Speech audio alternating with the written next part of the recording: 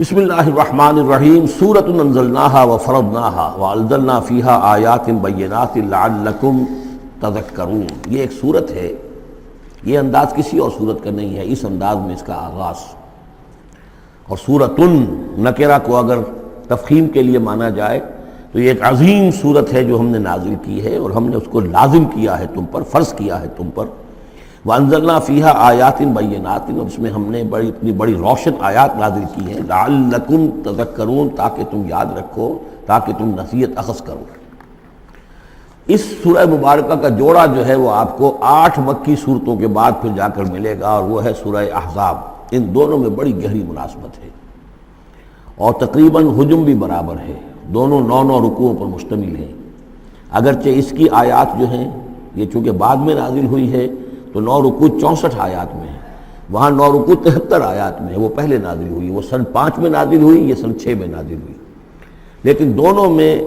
آیت نمبر 35 سورہ احزاب کی بھی سورہ نور کی بھی نہایت اہم ہے، ایمان کی حقیقت اور اسلام کی کیفیات کے بارے میں۔ الزانیۃ والزانی فاجلدوا من کل واحد منہما 100 جلدہ، زنا کرنے والی عورت ہو، خواہ زنا کرنے والا مرد ہو، ہر ایک کو ان میں سے 100 کوڑے مارے جائیں۔ ولا تاخذکم بہما رأفۃ فی دین اللہ، اور تمہیں اللہ کے اس دین کے معاملے میں نہ روک دے کوئی شے ان کے اوپر مہربانی کے راستے سے، نہ تمہیں روک لے، پکڑ لے۔ لا تاخذکم بہما، ان کے ساتھ نرمی اور ان کے ساتھ شفقت، فی دین اللہ، اللہ کے دین میں۔ یہ اللہ کا دین ہے، اللہ کی شریعت ہے، یہ اللہ کی حد ہے، اور اس حد کے اجرا میں کسی کی ہمدردی، کسی کے ساتھ تمہارا تعلق، تمہاری دل کی نرمی، تمہاری شفقت، یہ کہیں آڑے نہ آ جائے۔ ان کنتم تؤمنون باللہ والیوم الآخر، اگر تم ایمان رکھتے ہو اللہ پر اور یوم آخر پر۔ یہ جو حد ہے یہ ہے اصل میں زانی زانیہ جو غیر شادی شدہ ہو اس کے لیے 100 کوڑے ہیں، یہ حد ہے جو قرآن میں آئی ہے۔ زانی اور زانیہ اگر شادی شدہ ہے تو اس کی حد قرآن میں نہیں ہے، لیکن وہ سنت رسول صلی اللہ علیہ وسلم سے ثابت ہے۔ اور شریعت اسلامی کا چونکہ جو اس کی سورسز ہیں، اس کی ایک بنیاد ہے اللہ کی کتاب، اور دوسری بنیاد جو انڈیپینڈنٹلی قرآن مجید سے آزاد ہو کر ایک مستقل بنیاد ہے، مستقل سورس ہے، وہ رسول ہے صلی اللہ علیہ وسلم۔ تو رجم کا جو حکم ہے وہ سنت سے ہے، اور جیسا کہ میں آپ کو بتا چکا ہوں اصل میں یہ اس قاعدہ کلیہ کے تحت ہے کہ سابقہ شریعت میں، شریعت موسوی میں بعض احکام وہ تھے کہ جن کی نفی نہیں آئی ہے، انہیں جو قتل نبی اکرم صلی اللہ علیہ وسلم نے اس امت کے اندر بھی جاری رکھا ہے۔ ان میں سے یہ 2 حکم جو ہیں بہت اہم ہیں، ایک قتل مرتد کا حکم ہے اور دوسرے زانی اور زانیہ جو شادی شدہ ہو اس کے سنسار کیے جانے کا حکم ہے۔ وَلْيَشْهَدْ عَذَابَهُمَا طَائِفَةٌ مِّنَ الْمُؤْمِنِينَ، اور چاہیے کہ جب انہیں یہ حد جاری کی جا رہی ہو، سزا دی جا رہی ہو، تو اس وقت موجود رہیں اور دیکھیں کچھ لوگ اہل ایمان میں سے، یعنی یہ پبلک میں ہو۔ اس لیے کہ اصل میں جو فلسفہ ہے اسلام میں جو سزاؤں کا اور تعزیرات کا، حدود کا، وہ ڈیٹرنٹ کا ہے کہ ایسی سزا ہو کہ جس سے بہت سوں کو عبرت ہو جائے۔ اگر آپ نے علیحدہ جا کر کہیں کمرے کے اندر کسی کو پھانسی دے دی تو ٹھیک ہے، لوگوں کو پتہ چلا کہ مر گیا، ویسے بھی مر جاتے ہیں لوگ، حادثے میں مر جاتے ہیں، فوت ہو جاتے ہیں۔ لیکن یہ ہے کہ اگر سر عام دار پر لٹکایا گیا ہو تو اب کتنے لوگوں کو، دیکھنے والوں کو عبرت ہوگی اور ہوش ٹھکانے آ جائیں گے۔ تو یہ فلسفہ ہے اسلام کا کہ تاکہ ایک آدمی کو سزا دی جا رہی ہو تو ہزاروں کو اس سے عبرت آئے۔ الزانی لا ينکح الا زانیۃ او مشرکۃ، کسی زانی شخص کے لیے روا نہیں ہے کہ وہ شادی کرے مگر کسی زانیہ عورت سے یا مشرکہ سے۔ یہ کسی قانون کے درجے میں بات نہیں ہے، بلکہ یہ ایک اخلاقی طور پر گویا کہ تعلیم دی جا رہی ہے کہ زانی لوگ تو اسی کے، یعنی ان کا حال تو ایسا ہے کہ انہیں تو مستحق اگر ہے تو شادی کے کسی زانیہ سے یا مشرکہ سے۔ والزانیۃ لا ینکحھا، اور زانی عورت ہو تو وہ بھی اس لائق نہیں ہے کہ اس سے کوئی نکاح کرے مگر صرف بدکار مرد یا مشرک۔ وحرم ذلک علی المؤمنین، اور یہ دونوں جو ہیں زانی مرد اور زانی عورتیں یہ تو حرام کر دی گئی ہیں مومنین کے حق میں، اللہ یہ کہ کوئی توبہ کرے، جو بھی ہے معاملہ وہ علیحدہ ہے اس سے۔ والذین یرمون المحصنات ثم لم یاتوا باربعۃ شہداء، اور جو لوگ جو خاندانی عورتیں ہوں، حفاظت میں ہوں کسی خاندان کے اور نکاح کے ان قید میں ہوں، چاہے نکاح کے قید میں ہوں تو ڈبل احسان ہو گیا کہ خاندانی بھی ہے اور دوسرے یہ کہ نکاح کی قید میں بھی ہے، نکاح کی حفاظت بھی انہیں حاصل ہے۔ نہیں تو یہ کہ اگر غیر شادی شدہ ہیں لیکن کسی شریف خاندان سے ہیں، آزاد خاندان سے ہیں، اگر ان کی عورتوں میں کوئی شخص جو ہے ان پر عیب لگائے، زنا کا الزام لگائے، اور پھر وہ نہ لا سکے، ثم لم یاتوا باربعۃ شہداء، 4 شہید نہ لا سکے، فجلدوہم، تو پھر اب ان کو کوڑے مارو، 80 جلدہ، 80 کوڑے، 80 دبرے، ولا تقبلوا لهم شہادۃ ابدا، اور ان کی شہادت اب کبھی آئندہ قبول نہ کرو، واولئک هم الفاسقون، اور یقیناً یہی لوگ فاسق اور نافرمان ہیں۔ یعنی زنا کا الزام اگر لگایا جا رہا ہو تو پھر جو الزام لگانے والا ہے اسے 4 گواہ چشمدید پیش کرنے ہوں گے۔ اگر وہ 4 چشمدید گواہ پیش نہیں کر سکتا تو گویا کہ اب یہ قذف کہلائے گا کہ اس نے ایک الزام لگایا ہے جس کو ثابت نہیں کر سکا، لہذا اس جرم کی سزا 80 کوڑے، کتنے قریب چلا گیا ہے۔ اور اس میں حکمت یہ معلوم ہوتی ہے کہ اگر فرض کیجئے کسی معاشرے میں، مسلمان معاشرے میں کسی لوگوں سے غلطی ہو گئی ہے، اس غلطی کا چرچا نہیں ہونا چاہیے الا یہ کہ اس کے لیے ثبوت موجود ہو کہ اسے کیفر کردار تک پہنچایا جا سکے۔ اگر تو ثبوت اتنا ہے کہ سزا دی جا سکے تو ضرور، لیکن اگر نہ ہو تو خاموش رہو، ورنہ یہ کہ خامخواہ برائی کا چرچا ہو جائے گا جبکہ اس کا سد باب ممکن نہیں ہے، اس کی سزا دینی ممکن نہیں ہے، تو اس میں سکوت جو ہے وہ بہتر ہے۔ الا الذین تابوا، سوائے ان کے کہ جو توبہ کر لیں من بعد ذلک، اس کے بعد واصلحوا، اصلاح کر لیں، یعنی یہ کہ کبھی کسی زمانے میں ان سے یہ غلطی ہو گئی تھی، انہوں نے کوئی تہمت لگائی تھی زنا کی اور 4 گواہ پیش نہیں کر سکے، طویل عرصے تک جو ہے ان کی گواہی پھر کسی بھی اسلامی عدالت میں قبول نہیں کی گئی، لیکن بعد میں ان کی روش ایسی رہی ہے، رویہ ایسا رہا ہے، انہوں نے اصلاح کر لی ہے، توبہ کر لی ہے، اب وہ قابل اعتماد ہیں، تو یہ جو معاملہ ہے اس پر سے ختم ہو جائے گا، ان کی گواہی بعد میں قبول کی جا سکے گی۔ فإن اللہ غفور الرحیم، تو اللہ غفور اور رحیم ہے۔ والذین یرمون ازواجہم ولم یکن لہم شہداء الا انفسہم، اب ایک خاص معاملہ آ رہا ہے کہ کسی شوہر نے اپنی بیوی کو دیکھا ہو زنا کرتے ہوئے، وہ الزام لگائے کہ میں نے دیکھا ہے اپنی بیوی کو زنا کرتے ہوئے، درحال ہے کہ اس کے پاس 3 اور گواہ نہیں ہیں، لیکن چونکہ یہ معاملہ ہے شوہر اور بیوی کا، اگر کسی اور عورت کا ہوتا تو اس کے اوپر 80 درے لگتے اس کو کہ اس نے الزام لگایا ہے، چاہے چشمدید ہے، چاہے اس نے دیکھا ہے، لیکن 3 گناہ اور نہیں لا سکا، 3 گواہ نہیں لا سکا ہے تو درے لگیں گے 80۔ لیکن معاملہ کیونکہ بیوی کا ہے، اس کے لیے خاص قانون ہے، اس کو لعان کہتے ہیں۔ وہ یہ ہے کہ والذین یرمون ازواجہم، جو الزام لگائیں زنا کا اپنی بیویوں پر، ثم ولم یکن لہم شہداء، اور ان کے پاس گواہ موجود نہ ہو، الا انفسہم، سوائے ان کی اپنی جانوں کے، انہوں نے خود دیکھا ہے، فشہادۃ احدہم 4 شہادات باللہ، تو یہ ایک شخص کی گواہی بھی 4 گواہیاں شمار کی جائیں گی، جبکہ وہ قسم کھائے اللہ کی، انہ لمن الصادقین، کہ وہ سچا ہے، حلفیہ بیان کرے۔ والخامسۃ، اور 5ویں بات یہ کہ وہ یہ کہے کہ ان لعنت اللہ علیہ ان کان من الکاذبین، کہ اگر میں جھوٹا ہوں تو مجھ پر اللہ کی لعنت ہو۔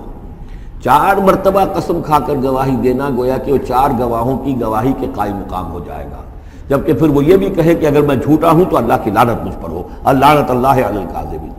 ان کان من الکاذبین۔ وَيَدْرَوْ عَنْهَا الْعَذَابَ، اب عورت کیا کرے گی جس کے اوپر اس کی بیوی جو ہے اس پر جو الزام لگایا گیا ہے، اگر وہ اس پر سے عذاب ٹل جائے گا، ٹل جائے گی سزا اور یہ حد عورت سے، ان تشہد 4 شہادات باللہ، کہ وہ بھی قسم 4 مرتبہ کھائے اللہ کی، انہ لمن الکاذبین، کہ یہ میرا شوہر جو مجھ پر الزام لگا رہا ہے جھوٹا ہے، والخامسۃ، اور 5ویں بات وہ یہ کہے ان غضب اللہ علیہا ان کان من الصادقین، کہ اگر میرا یہ شوہر اس الزام میں سچا ہے تو مجھ پر اللہ کا غضب آئے۔ اس انداز میں پھر یہ کہ عورت کے اوپر پھر حد جاری نہیں ہوگی، اور اگر شوہر کے 4 قسمیں کھا کر الزام لگانے اور پھر یہ کہ اللہ تعالیٰ کی لعنت اپنے اوپر طلب کرنے اگر جھوٹا ہو، اس کے بعد اگر بیوی خاموش رہتی ہے، وہ جوابی طور پر قسم نہیں کھاتی 4، اور نہ یہ کہتی ہے کہ اگر یہ سچا ہو تو مجھ پر اللہ کا غضب ہو، تو پھر اس پر حد جاری ہو جائے گی۔ لیکن اگر وہ بھی قسم کھا لے 4 قسمیں، اور یہ کہ ساتھ ہی یہ بھی کہے کہ اگر یہ سچا ہو اور واقعی اس کا الزام درست ہو مجھ پر، تو مجھ پر اللہ کا غضب نازل ہو جائے، تو پھر یہ کہ عذاب ٹل جائے گا، دنیا کی سزا اسے نہیں ملے گی۔ وَلَوْلَا فَضْلُ اللَّهِ عَلَيْكُمْ وَرَحْمَتُهُ، اور اگر اللہ کا فضل اور اس کی رحمت تمہارے شامل حال نہ ہوتی، وَأَنَّ اللَّهَ تَوَّابٌ رَحِيمٌ، تو گویا کہ یہاں پہ محذوف ہے کہ اگر اللہ کا فضل اور اس کی رحمت شامل حال نہ ہوتی تو تم بہت غلط راستے پر پڑ جاتے، تم کوئی بہت بڑا قدم اٹھا دیتے۔ وہ جو بھی واقعہ اب آگے آ رہا ہے یہ اس کے لیے تمہید ہے۔ وَأَنَّ اللَّهَ تَوَّابٌ حَكِيمٌ، یقیناً اللہ تعالیٰ بہت توبہ کو قبول فرمانے والا اور حکمت والا ہے۔ ان الذین جاؤوا بالافک عصبۃ منکم،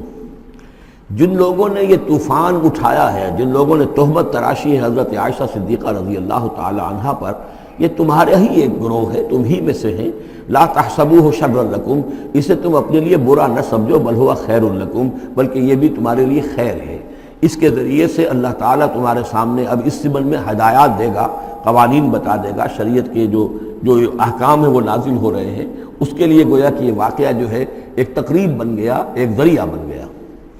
واقعہ اچھی طرح نوٹ کر لیجئے کہ غزوہ بنی مستلق میں حضور سن 6 کا ہے یہ واقعہ، ہجری کا تشریف لے گئے تھے۔ جب وہاں سے واپس آ رہے تھے تو جہاں رات کو ایک جگہ پر قیام تھا، اور حضرت عائشہ صدیقہ جو ہے ایک ہودج میں علیحدہ ہوتی تھی، جیسے جس کو کہ اٹھا کر جو لوگ آتے تھے حمال وہ اٹھا کر اسے اونٹ پر رکھ دیتے تھے، اور جہاں پر پڑا ہوا وہ ہودج اونٹ پر سے اتار کر نیچے رکھ دیا۔ تو رات کو کہیں قضائے حاجت کے لیے نکلی، پیشاب وغیرہ کی حاجت ہوئی، وہ کہیں گئیں، وہاں کچھ دیر لگ گئی، اور دیکھا واپس آ کر تو کہیں ہار اپنا گر گیا تھا، اس ہار کو دیکھنے کے لیے واپس گئیں۔ اتنی دیر میں وہ حمال آئے، اور حضرت عائشہ بہت دبلی پتلی تھیں، انہیں اندازہ نہیں ہوا کہ اس ہودج میں اس وقت ام المومنین موجود نہیں ہے۔ انہوں نے اٹھایا اور وہ کوچ کا وقت ہو گیا تھا، اونٹ کے اوپر رکھا اور قافلہ چل دیا۔ اب جب یہ آئیں واپس تو اب دیکھا کہ وہ تو قافلہ جا چکا، ہکا بکا کیا کریں، تنہا ہے، رات کا وقت ہے۔ اس وقت انہوں نے بڑی عقل مندی سے کام لیا کہ اب اگر میں قافلے کے پیچھے دوڑی چلی تو پتہ نہیں میں کسی غلط راستے پر مڑ جاؤں، اور پھر وہ تلاش بھی نہیں کر سکیں گے مجھے، تو بہتر یہ کہ میں یہیں پر بیٹھی رہوں، تاکہ انہیں جب بھی خیال ہوگا کہ اس ہودج کے اندر جو ہے ام المومنین عائشہ صدیقہ موجود نہیں ہے تو وہ تلاش میں پھر یہیں آئیں گے۔ تو وہاں بیٹھی ہوئی تھی، رات کا وقت تھا، نیند آ گئی، سو گئی، اس سے آپ کا چہرہ بھی کھل گیا۔ تو ایک صاحب تھے صحابہ میں سے صفوان ابن معطل، ان کی ڈیوٹی یہ ہوتی تھی کہ وہ لشکر کے پیچھے پیچھے چلتے تھے۔ لشکر چل رہا ہے تو ذرا فاصلے سے کہ کہیں کوئی گری پڑی چیز رہ گئی ہو، کہیں کوئی بیمار ہو وہ چل نہ پایا ہو لشکر کے ساتھ اور رہ گیا ہو پیچھے، تو پیچھے وہ دیکھ بھال کرتے ہوئے تھے۔ انہیں دور سے نظر آیا کہ یہاں کوئی شے پڑی ہوئی ہے، گٹھڑی سی پڑی ہے کوئی، تو جا کر دیکھا، حضرت عائشہ کو پہچان لیا، اور وہ کہتے ہیں کہ میں نے اس لیے پہچان لیا کہ حجاب کی آیت کے نازل ہونے سے پہلے میں نے انہیں دیکھا تھا۔ حجاب کی آیت نازل ہوئی ہے سورہ احزاب میں، سورہ احزاب 1 سال پہلے نازل ہو چکی ہے، تو جب تک حجاب کی آیت نہیں آئی تھی ظاہر بات ہے کہ وہاں پردہ نہیں تھا، کوئی نقاب نہیں اوڑھتی تھی خواتین، اور نہ امہات المومنین، لہذا پہچانتے تھے۔ تو چونکہ چہرہ کھلا ہوا تھا ام المومنین کا، تو انہوں نے کہا انا للہ و انا الیہ راجعون، یہ الفاظ جو کہے تو حضرت عائشہ کی آنکھ کھل گئی، اور وہ پھر اٹھ کر بیٹھی، انہوں نے اپنا کپڑا درست کیا، لیکن پھر انہوں نے یہ کیا صفوان ابن معطل نے کہ اپنا اونٹ بٹھا دیا خاموشی کے ساتھ، حضرت عائشہ اس پر سوار ہو گئیں، اور وہ آگے اس کی وہ نکیل پکڑ کر وہ چلتے گئے اور قافلے میں پہنچ گئے۔ وہاں عبداللہ ابن ابی نے شور مچا دیا کہ خدا کی قسم تمہارے نبی کی یہ بیوی جو بچ کر نہیں آئی ہے، مطلب یہ کہ یہ تو اب یہ معاملہ جو رہا ہے، تنہائی رہی ہے، علیحدہ رہے ہیں، تو گویا کہ زنا کا معاملہ ہو گیا ہے۔ یہ اس کی جو بھی اس کی گندی سوچ تھی، ظاہر بات ہے کہ مکھی تو گندگی پر بیٹھتی ہے، اس کو تلاش رہتی ہے گندگی کی، اس کے لیے تو یہ ایک موقع مل گیا اسکینڈل اٹھانے کا۔ یہ اسکینڈل بڑھتے بڑھتے ایک طوفان بن گیا، اور اس میں بعض جو ہیں بہت ہی مخلص لوگ بھی، حضرت حسان ابن ثابت رضی اللہ تعالیٰ عنہ جو دربار نبوی کے گویا کہ سرکاری شاعر تھے، ان کا بھی معاملہ اس کے اندر ایسا ہو گیا کہ وہ بھی ملوث ہو گئے۔ تو یہ ہے واقعہ افک کا۔ لیکن اس کے بعد قرآن مجید میں پھر یہ آیات نازل ہوئیں، اللہ تعالیٰ نے برات کر دی، اور پھر یہ کہ ان کی پاک دامنی اور پاک بازی جو ہے وہ ثابت ہو گئی، اور اس کے بعد یہ معاملہ رفع دفع ہو گیا۔ ان الذين جاءوا بالافك عصبة منكم لا تحسبوه شرا لكم بل هو خير لكم لكل امرئ منهم ما اكتسب من الاثم، اس میں جس شخص نے بھی جو گناہ کمایا ہے وہ اس کو مل جائے گا، اس کے حصے میں درج ہو جائے گا۔ والذی تولى کبرہ، اور جس نے اس کا سب سے بڑا حصہ وصول کیا، یہ ہے عبداللہ ابن ابی، جس نے اسکینڈل اٹھایا اور اسے بڑی قوت کے ساتھ، شدت کے ساتھ پھیلایا۔ والذی تولى کبرہ منهم له عذاب عظیم، اس کے لیے تو پھر بہت بڑا عذاب ہے۔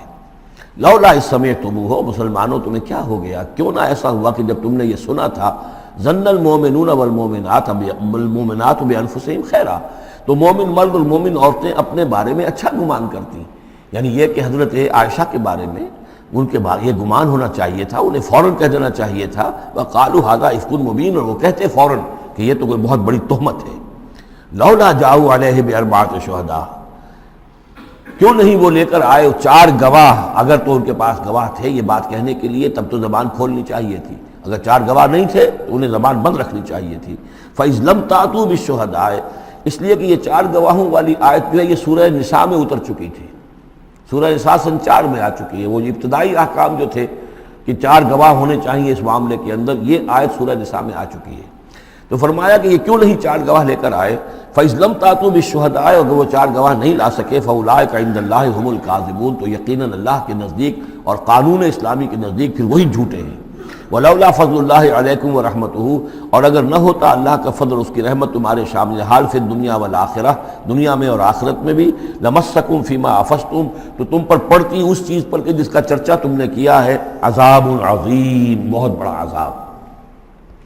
اس تلقونہ بألسنتکم، یہ اصل میں انسانوں کی ایک عام کمزوری ہوتی ہے، اس طرح کی بات جو ہے بس ادھر سے سنی ادھر بیان کر دی، ادھر سے آگے بیان ہو گئی، جنگل کی آگ کی طرح اس قسم کی خبریں جو ہیں وہ پھیل جاتی ہیں۔ اس تلقونہ بألسنتکم، جبکہ تم اسے لے رہے تھے اپنی زبانوں سے، یعنی یہ کہ ایک زبان سے دوسری زبان کو، اور زبان سے نکلی اور کوٹھے چڑھی والی جو ایک کہاوت ہمارے ہاں ہے، اس طریقے سے آسانی سے وہ بات پھیلتی چلی گئی۔ وَتَقُولُونَ بِأَفْوَاهِكُمْ، اور تم کہہ رہے تھے اپنے منہوں سے مَا لَيْسَ لَكُمْ بِهِ علم، جس کے لیے تمہارے پاس کوئی علم نہیں تھا، کوئی دلیل نہیں تھی، کوئی بنیاد نہیں تھی، کوئی گواہی نہیں تھی، کوئی معلومات کی کوئی سورسز نہیں تھی۔ وَتَحْسَبُونَهُ هَيِّنًا، اور تم اسے سمجھ رہے تھے کہ بہت ہلکی بات ہے، معمولی سی بات ہے۔ وَهُوَ عِندَ اللَّهِ عَظِيمٌ، جبکہ یہ اللہ کے نزدیک بہت بڑی بات ہے۔ کسی پر بھی، کسی مسلمان خاتون پر بھی اس طرح کی تہمت لگا دینا بہت بڑی بات ہے۔ کجا یہ کہ بازی بارش بابا ہم بازی، کہ ام المومنین عائشہ صدیقہ رضی اللہ تعالی عنہ زوج رسول صلی اللہ علیہ وسلم، اور یہ چیز جو ہے بہت بڑی ہے۔ وَلَوْلَا إِذْ سَمِعْتُمُوهُ قُلْتُم مَّا يَكُونُ لَنَا أَن نَّتَكَلَّمَ بِهَٰذَا، کیوں نہ ایسا ہوا کہ جب تم نے یہ سنا تھا تو تم کہتے کہ ہمارے لیے بالکل جائز نہیں ہے کہ ہم یہ بات زبان سے نکالیں۔ سبحانک، اللہ تو پاک ہے، ھذا بہتان عظیم، یقیناً یہ بہت بڑا بہتان ہے۔ یعظکم اللہ ان تعودوا لمثلہ، اللہ تعالیٰ تمہیں نصیحت کر رہا ہے مبادا تم دوبارہ پھر اس قسم کی کسی معاملے کے اندر اسی طریقے سے اعادہ کرو اور دوبارہ اسی کوئی حرکت کرو، ابداً کبھی بھی، ان کنتم مؤمنین، اگر تم مومن ہو۔ وَيُبَيِّنُ اللَّهُ لَكُمُ الْآيَاتِ، اور اللہ تعالیٰ تمہارے لیے اپنی آیات کو واضح کر رہا ہے۔ وَاللَّهُ عَلِيمٌ حَكِيمٌ، اللہ علیم اور حکیم ہے۔ ان الذين يحبون ان تشيع الفاحشة في الذين آمنوا لهم عذاب أليم، بے شک وہ لوگ جو یہ چاہتے ہیں کہ اہل ایمان میں بے حیائی کا چرچا ہو جائے تو ان لوگوں کے لیے بہت دردناک عذاب ہے۔ ایک تو یہ کہ بے حیائی پھیل جائے، تشیع الفاحشہ شائع ہو جائے، بے حیائی عام ہو جائے، جو لوگ اس کے لیے، اب ظاہر بات ہے کہ آج کل تو کاروبار کے لیے، اپنے اخبار بیچنے کے لیے، اس کی جو ہے اشاعت بڑھانے کے لیے نئی سے نئی قسم کی رنگین تصویریں شائع کی جا رہی ہیں، یہ سارا کچھ ہو رہا ہے۔ کسی شے کا اشتہار دینا ہو، عورت کی تصویر ساتھ ہوگی، یہ سارا کچھ جو ہو رہا ہے، تو یہ لوگ کون ہیں کہ جو اس بے حیائی کو، بے پردگی کو یہ در حقیقت اس معاشرے میں پھیلا رہے ہیں؟ تو وہ لوگ کہ جو چاہتے ہیں کہ معاشرے کے اندر بے حیائی پھیلے، اور ایک اس کا مفہوم یہ بھی ہے کہ اگر کہیں ایسی کوئی غلط حرکت ہوئی ہے اور اس کا چرچا ہو گیا، یہ آج ہمارے اخبارات کے اندر بہت بڑے پیمانے پر ہو رہا ہے، یہ اسکینڈلز شائع کر دیتے ہیں۔ اب وہ بات صحیح بھی ہے یا نہیں، غلط ہے تب بھی، لیکن ایک بات ہے، اس کا چرچا ہو گیا، پورے دنیا کے اندر پہنچ گئی۔ اب ظاہر بات ہے کہ بچے بھی پڑھتے ہیں، بچیاں بھی پڑھتی ہیں، ان کے لیے تو گویا کہ یہ ایک ان کی معلومات کا ایک کھاتہ کھل گیا کہ ایسا بھی ہوتا ہے۔ جس طریقے سے آج کل ہو رہا ہے معاملہ، اس کے جس طریقے سے اخبارات میں شائع کیا جا رہا ہے، تو اس کی اس اشاعت کے اندر خرابی کا پہلو زیادہ ہے، مضر پہلو زیادہ ہے۔ اگر ہے بھی ایسا معاملہ، اگر تو سزا کے قابل ہے تو گواہی دو اور سزا دلواؤ، اور ایسی سزا ہو کہ جس سے ایک کو سزا ہو اور ہزاروں کو ہوش آ جائے، اور اگر نہیں ہے تو خاموش ہو، اس کے اوپر زبان کھولنا بھی جو ہے در حقیقت بہت بڑا جرم ہے۔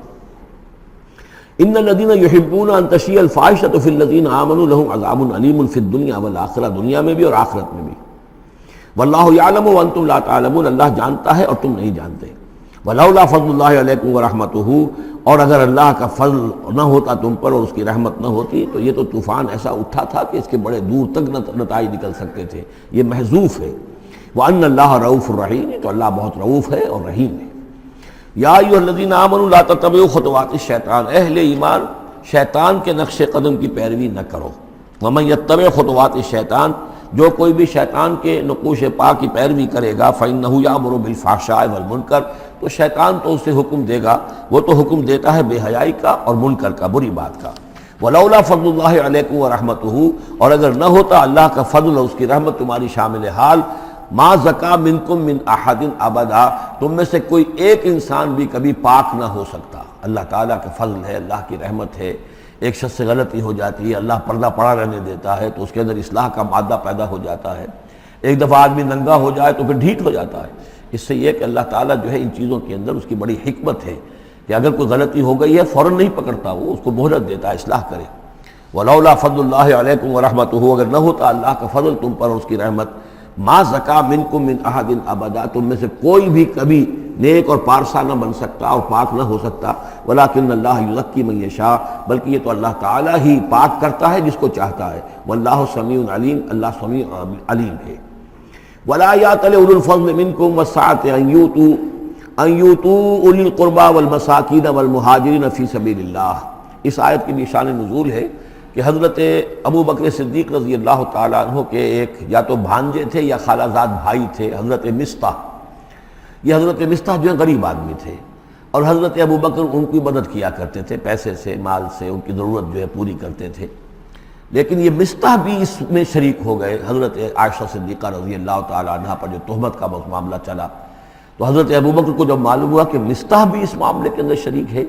تو پھر غصے میں آ کے ان کا قسم کھا لی کہ میں اب اس کے ساتھ کبھی کوئی بھلائی نہیں کروں گا، اس نے اتنی بڑی غلطی کی ہے اور اس معاملے کے اندر میری بیٹی کا معاملہ ہے اور اس میں اس کو یہ خیال نہیں آیا کہ میں اس کے ساتھ کتنا کچھ احسان کرتا ہوں، اور اس کے اندر جو ہے وہ خود بھی شریک ہو گیا۔ اس پر اللہ تعالیٰ کی طرف سے گرفت آ رہی ہے کہ نہیں ابو بکر یہ ٹھیک نہیں ہے، جو بھی اس سے غلطی ہوئی، لیکن تم جو نیک کام کر رہے تھے اس کا کیوں قسم کھاتے ہو کہ اس کے اندر تم مدد نہیں کرو گے۔ ولا یأتل اولو الفضل منکم، اور نہ قسم کھائیں جو فضل والے ہیں، درجے والے ہیں تم میں سے، جن میں اللہ نے فضیلت دی ہے، نیکی میں بھی، ایمان میں بھی فضیلت دی ہے، دولت میں بھی فضیلت دی ہے، وسعت، اور جنہیں کشادگی دی ہے، مال کی کشادگی دی ہے، ان یؤتوا اولی القربی، کہ وہ کوئی صلہ رحمی کریں اپنے قرابت داروں کے ساتھ، کچھ دیں، مال اور صدقہ و خیرات دیں اپنے قرابت داروں کو، والمساکین والمہاجرین، اور محتاجوں کو اور وطن چھوڑنے والے مہاجرین کو، فی سبیل اللہ، اللہ کی راہ میں۔ تو یہ قسم نہ کھائیں۔ ولیعفوا ولیصفحوا، انہیں چاہیے کہ معاف کر دیں اور درگزر سے کام لیں۔ الا تحبون ان یغفر اللہ لکم، کیا تم یہ نہیں چاہتے کہ اللہ تمہیں معاف کرے؟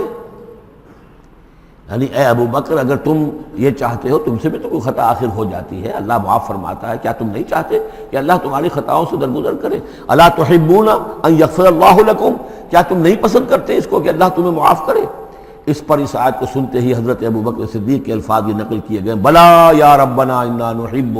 کیوں نہیں پروردگار، ہم ضرور چاہتے ہیں کہ تو ہمیں معاف فرما دے۔ انہوں نے اپنی قسم کا کفارہ دیا اور اس کے بعد جو بھی وہ کرتے تھے ان کے ساتھ بھلائی اور نیکی، اس سلسلے کو جاری کر دیا۔ واللہ غفور رحیم، اور اللہ تعالیٰ غفور ہے اور رحیم ہے۔ ان الذین یرمون المحصنات الغافلات المؤمنات، یقیناً وہ لوگ کہ جو تہمت لگاتے ہیں ان پاک دامن عورتوں پر کہ جو غافل ہیں، جن کو ان چیزوں کا ہوش بھی نہیں ہے، جن کا گمان بھی ادھر نہیں گیا، المومنات اہل ایمان میں سے، لعنوا فی الدنیا، ایسی معصوم اور پاک دامن عورتوں پر جو تہمت لگانے والے ہیں ان پر پھٹکار ہے دنیا میں بھی اور آخرت میں بھی، ولہم عذاب عظیم، اور ان کے لیے بہت بڑا عذاب ہے۔ یوم تشہد علیہم السنتہم وایدیہم، جس دن کے ان کے خلاف گواہی دیں گے، تشہد علیہم، علی کو نوٹ کر لیجئے، جس دن کے ان کے خلاف گواہی دیں گے، السنتہم ان کی اپنی زبانیں گواہی دیں گی، وایدیہم ان کے اپنے ہاتھ گواہی دیں گے، وارجلہم اور ان کے پاؤں گواہی دیں گے، بما کانوا یعملون، اب جو کچھ عمل وہ کر رہے تھے۔ یہ ہاتھ ہمارے پاس اللہ کی امانت ہے، میں اس سے غلط کام کر رہا ہوں تو یہ انڈر پروٹیسٹ میرا حکم تو مان رہا ہے، اس لیے کہ اللہ تعالیٰ نے مجھے میرے حوالے سے کیا ہوا ہے، لیکن اس کے اندر پروٹیسٹ ہے، قیامت کے دن یہی میرے خلاف مقدمہ کرے گا، پروردگار تو نے مجھے اس کے حوالے کیا تھا اور یہ مجھ سے میرے ذریعے سے غلط کام کرتا رہا۔ یہ پاؤں جو ہیں ہمارے خلاف گواہی دیں گے کہ پروردگار ہم اس کے تابع تھے، اس کے حکم کے مطابق چل رہے تھے، یہ بدبخت ہمیں چوری کرنے کے لیے جاتا تھا تو اس کے لیے استعمال کرتا تھا، یا کوئی اور برا کام کرنے کے لیے ہمارے پیروں ہمیں استعمال کرتا تھا۔ یومئذ یوفیہم اللہ دینہم الحق، اس دن اللہ تعالیٰ ان کا پورا بدلہ ان کو دے دے گا۔ یہ دین کے لفظ کو یہاں نوٹ کیجئے، دین بدلے کو کہتے ہیں، دین مالک یوم الدین، جزا و سزا کے دن کا مالک، بدلے کا دن۔ وَيَعْلَمُونَ أَنَّ اللَّهَ هُوَ الْحَقُّ الْمُبِينُ، اور وہ جان لیں گے کہ اللہ تعالیٰ ہی ہے الحق، سچا اور ہر بات کو کھول کر بیان کر دینے والا۔ الخبیثات للخبیثین والخبیثون للخبیثات، ناپاک عورتیں ناپاک مردوں کے لیے ہیں اور ناپاک مرد ناپاک عورتوں کے لیے ہیں، اور طیبات والطیبات للطیبین والطیبون للطیبات، اور ستھرے اور پاک باز جو خواتین ہیں وہ پاک باز مردوں کے لیے ہیں، اور پاک باز جو مرد ہیں وہ پاک دامن خواتین کے لیے ہیں۔ اولئک مبرؤون مما یقولون، یہ لوگ بری ہیں ان چیزوں سے کہ جو لوگ کہتے ہیں۔ لہم مغفرۃ ورزق کریم، ان کے لیے مغفرت ہے اور رزق کریم ہے۔ یہ دونوں آیات جو ہیں در حقیقت اخلاقی تعلیم کی نوعیت کی ہیں کہ اتنی اخلاقی حس معاشرے کے اندر رہے کہ جس کے ساتھ کوئی بدنامی کا معاملہ ہو جائے پھر وہ خود محسوس کرے کہ میں آئسولیٹ ہو کر رہ گیا ہوں یا رہ گئی ہوں اس معاشرے کے اندر، یہ معاشرے کے اندر یہ عام روش پیدا ہو جائے۔ جیسے کہ پہلے آیا تھا وہ اس کے اندر بھی یہی بات تھی کہ زانی نکاح نہ کرے مگر کسی زانیہ سے یا کسی مشرکہ سے، وہ اس لائق نہیں ہے کہ اس کے نکاح میں کوئی مسلمان خاتون آئے پاک دامن اور عفت والی۔ اس طرح زانیہ جو ہے اس سے کوئی نکاح نہ کرے سوائے مشرک کے، یہ قانونی چیزیں نہیں ہیں، جیسا کہ میں نے عرض کیا یہ اخلاقی، تاکہ ایک نفرت پیدا ہو زنا سے، بدکاری سے۔ اسی طریقے سے معاشرے کے اندر ایک عام فضا، ایک حس ایسی پیدا ہو جائے کہ جس میں جو لوگ بھی ایسی گراوٹوں میں مبتلا ہوں وہ خود اپنی آنکھوں میں ذلیل ہو کر رہ جائیں۔ یا ایھا الذین آمنوا لا تدخلوا بیوتا غیر بیوتکم حتی تستأنسوا، اب اس حوالے سے بہت سے جو احکام آ رہے ہیں، یہ سورہ نور اور سورہ احزاب ان دونوں میں معاشرتی احکامات ہیں۔ معاشرتی احکامات میں خاص طور پر وہ جو ایک آیت آئی ہے سورہ بنی اسرائیل میں، وَلَا تَقْرَبُوا الزِّنَا إِنَّهُ كَانَ فَاحِشَةً وَسَاءَ سَبِيلًا، اس زنا کا سد باب کرنے کے لیے اسلام کے معاشرتی نظام میں بہت دور دور تک اقدامات کیے گئے ہیں۔ قریب مت جاؤ زنا کے، یعنی زنا کو ایریڈیکیٹ کرنا معاشرے میں یہ ایک بہت بڑا آبجیکٹیو ہے، اور اس کے لیے دور دور تک اقدامات، مثلا پردہ ہے، ستر ہے، لباس کے احکام دیے گئے ہیں۔ معاشرہ جو ہے ہمارا جو ہے وہ مکسڈ سوسائٹی نہ ہو، مخلوط معاشرہ نہ ہو، مردوں کی ذمہ داریاں علیحدہ ہیں، عورتوں کی علیحدہ ہیں، معاشرہ جو ہے سیگریگیٹڈ ہو، مردوں اور عورتوں کے درمیان اختلاط نہ ہو۔ یہ ساری چیزیں کس کے لیے؟ یہ اسی لیے ہے کہ یہ در حقیقت اس قدر شدید کشش ہے مرد اور عورت کے اندر، یہ اللہ نے جو دو جنسیں بنائی ہیں، اور اس میں یقیناً جو سیکس کا معاملہ اتنا پورٹنٹ موٹیو ہے کہ اس کو اگر پوری طریقے سے، جیسے گھوڑا بہت منہ زور ہو تو اسے بہت باندھ کر رکھنا پڑے گا اور بڑا اس کو کنٹرول کرنے کے لیے محنت کی ضرورت ہے، اسی طریقے سے اس سیکس کو ڈسپلن کرنا اور صحیح انداز میں اس کو جو ہے ہارنس کرنا، اور اس کے لیے یہ ہے کہ غلط راستوں سے اس کو بچانا، اس کے لیے بڑے دور دور تک احکام دیے گئے ہیں۔ یہ پورا معاشرتی نظام اسلام کا اسی بنیاد پہ اب قائم ہے۔ اب اسی میں سے مثلاً یہ گھر کی پرائیویسی بھی ہے، ایک گھر ہے، گھر میں ایک شوہر ہے، اس کی بیوی ہے، اب آپ فوراً چلے گئے سیدھے گھر کے اندر، نہیں، اے اہل ایمان مت داخل ہوا کرو گھروں میں اپنے گھروں کے سوا، حتیٰ تستانسوا، یہاں تک کہ بول چال کر لو، اجازت لے لو، وتسلموا علی اہلہا، اور اذن لینے کی اس وقت جو ہوتی تھی شکل وہ یہی کہ جا کر دروازے پر کہو السلام علیکم، معلوم ہوا کہ کوئی صاحب ہیں کہ جو آئے ہیں ملنا چاہتے ہیں اور اندر آنا چاہتے ہیں۔ اب اس کے بعد یہ کہ وہ اپنی آئیڈینٹی دیں اور پھر ان کو آنے کی اجازت دی جائے، یہ نہیں کہ بے دھڑک چلے جا رہے ہیں۔ ذالکم خیر لکم لعلکم تذکرون، یہی تمہارے لیے بہتر ہے تاکہ تم نصیحت حاصل کرو۔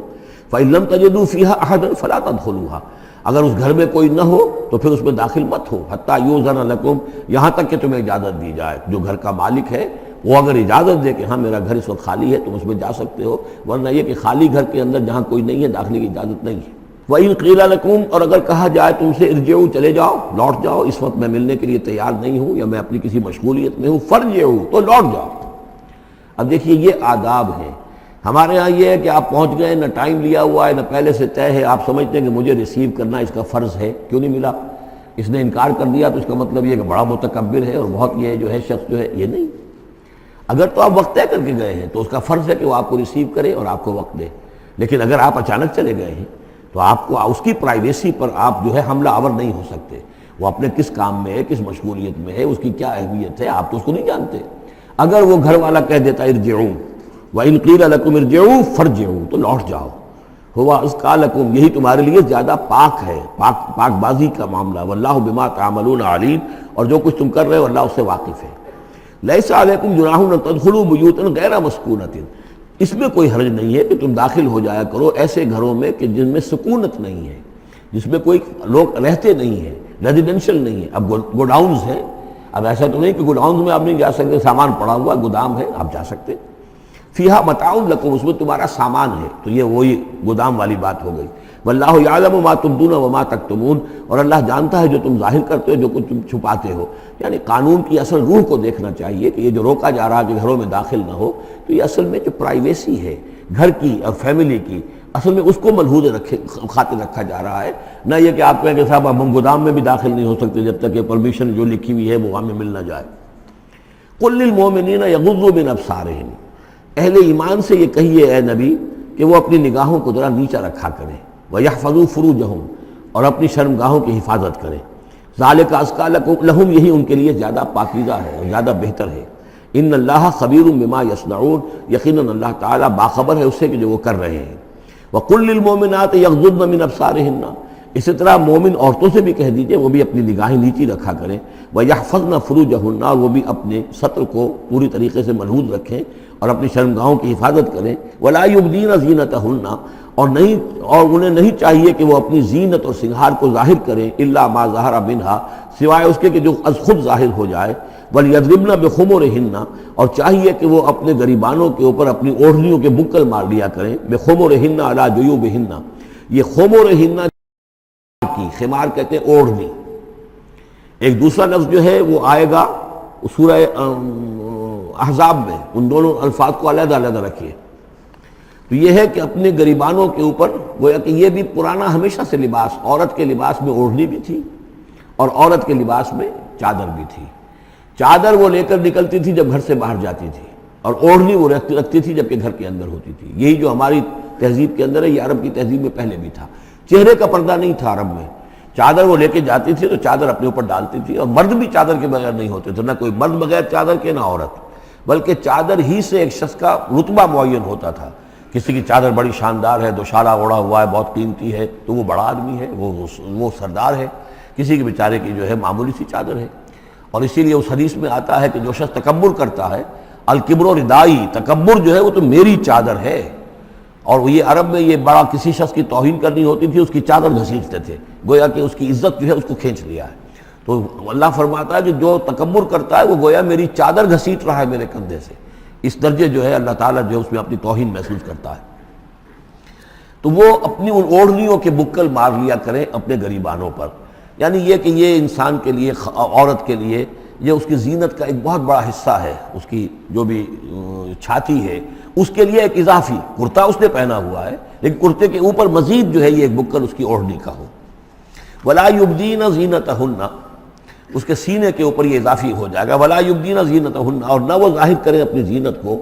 اب یہ ہے جو محرموں کی فہرست آ رہی ہے، جس کے سامنے عورت کھلے چہرے کے ساتھ آ سکتی ہے بلا حجاب۔ اور یہ اتنی طویل فہرست جو دی گئی ہے، آخر سوچنا چاہیے کہ اللہ تعالیٰ نے یوں ہی ایکسرسائز ان فیوٹیلیٹی تو نہیں کی ہے۔ کیا فرق ہے اگر ایک عورت کے چہرے کا پردہ نہیں ہے، وہ باہر نکلتی ہے چادر لے کر، اور یہ کہ اس میں کسی اور کے ساتھ اس کا پردہ چہرے کا نہیں ہے، تو پھر یہ پوری فہرست دینے کی ضرورت کیا ہے؟ میرے نزدیک چہرے کا پردہ اسلام کے اندر لازم ہے، اور اس چہرے کے پردے سے مستثنیٰ ہیں یہ لوگ۔ کون لوگ مستثنیٰ ہیں؟ الا لبعولتہن، ان کے شوہر نمبر ایک، او آبائہن، یا ان کے باپ، اور باپ سے مراد باپ، دادا، چچا، یہ سب چلیں گے۔ او آبائے بعولتہن،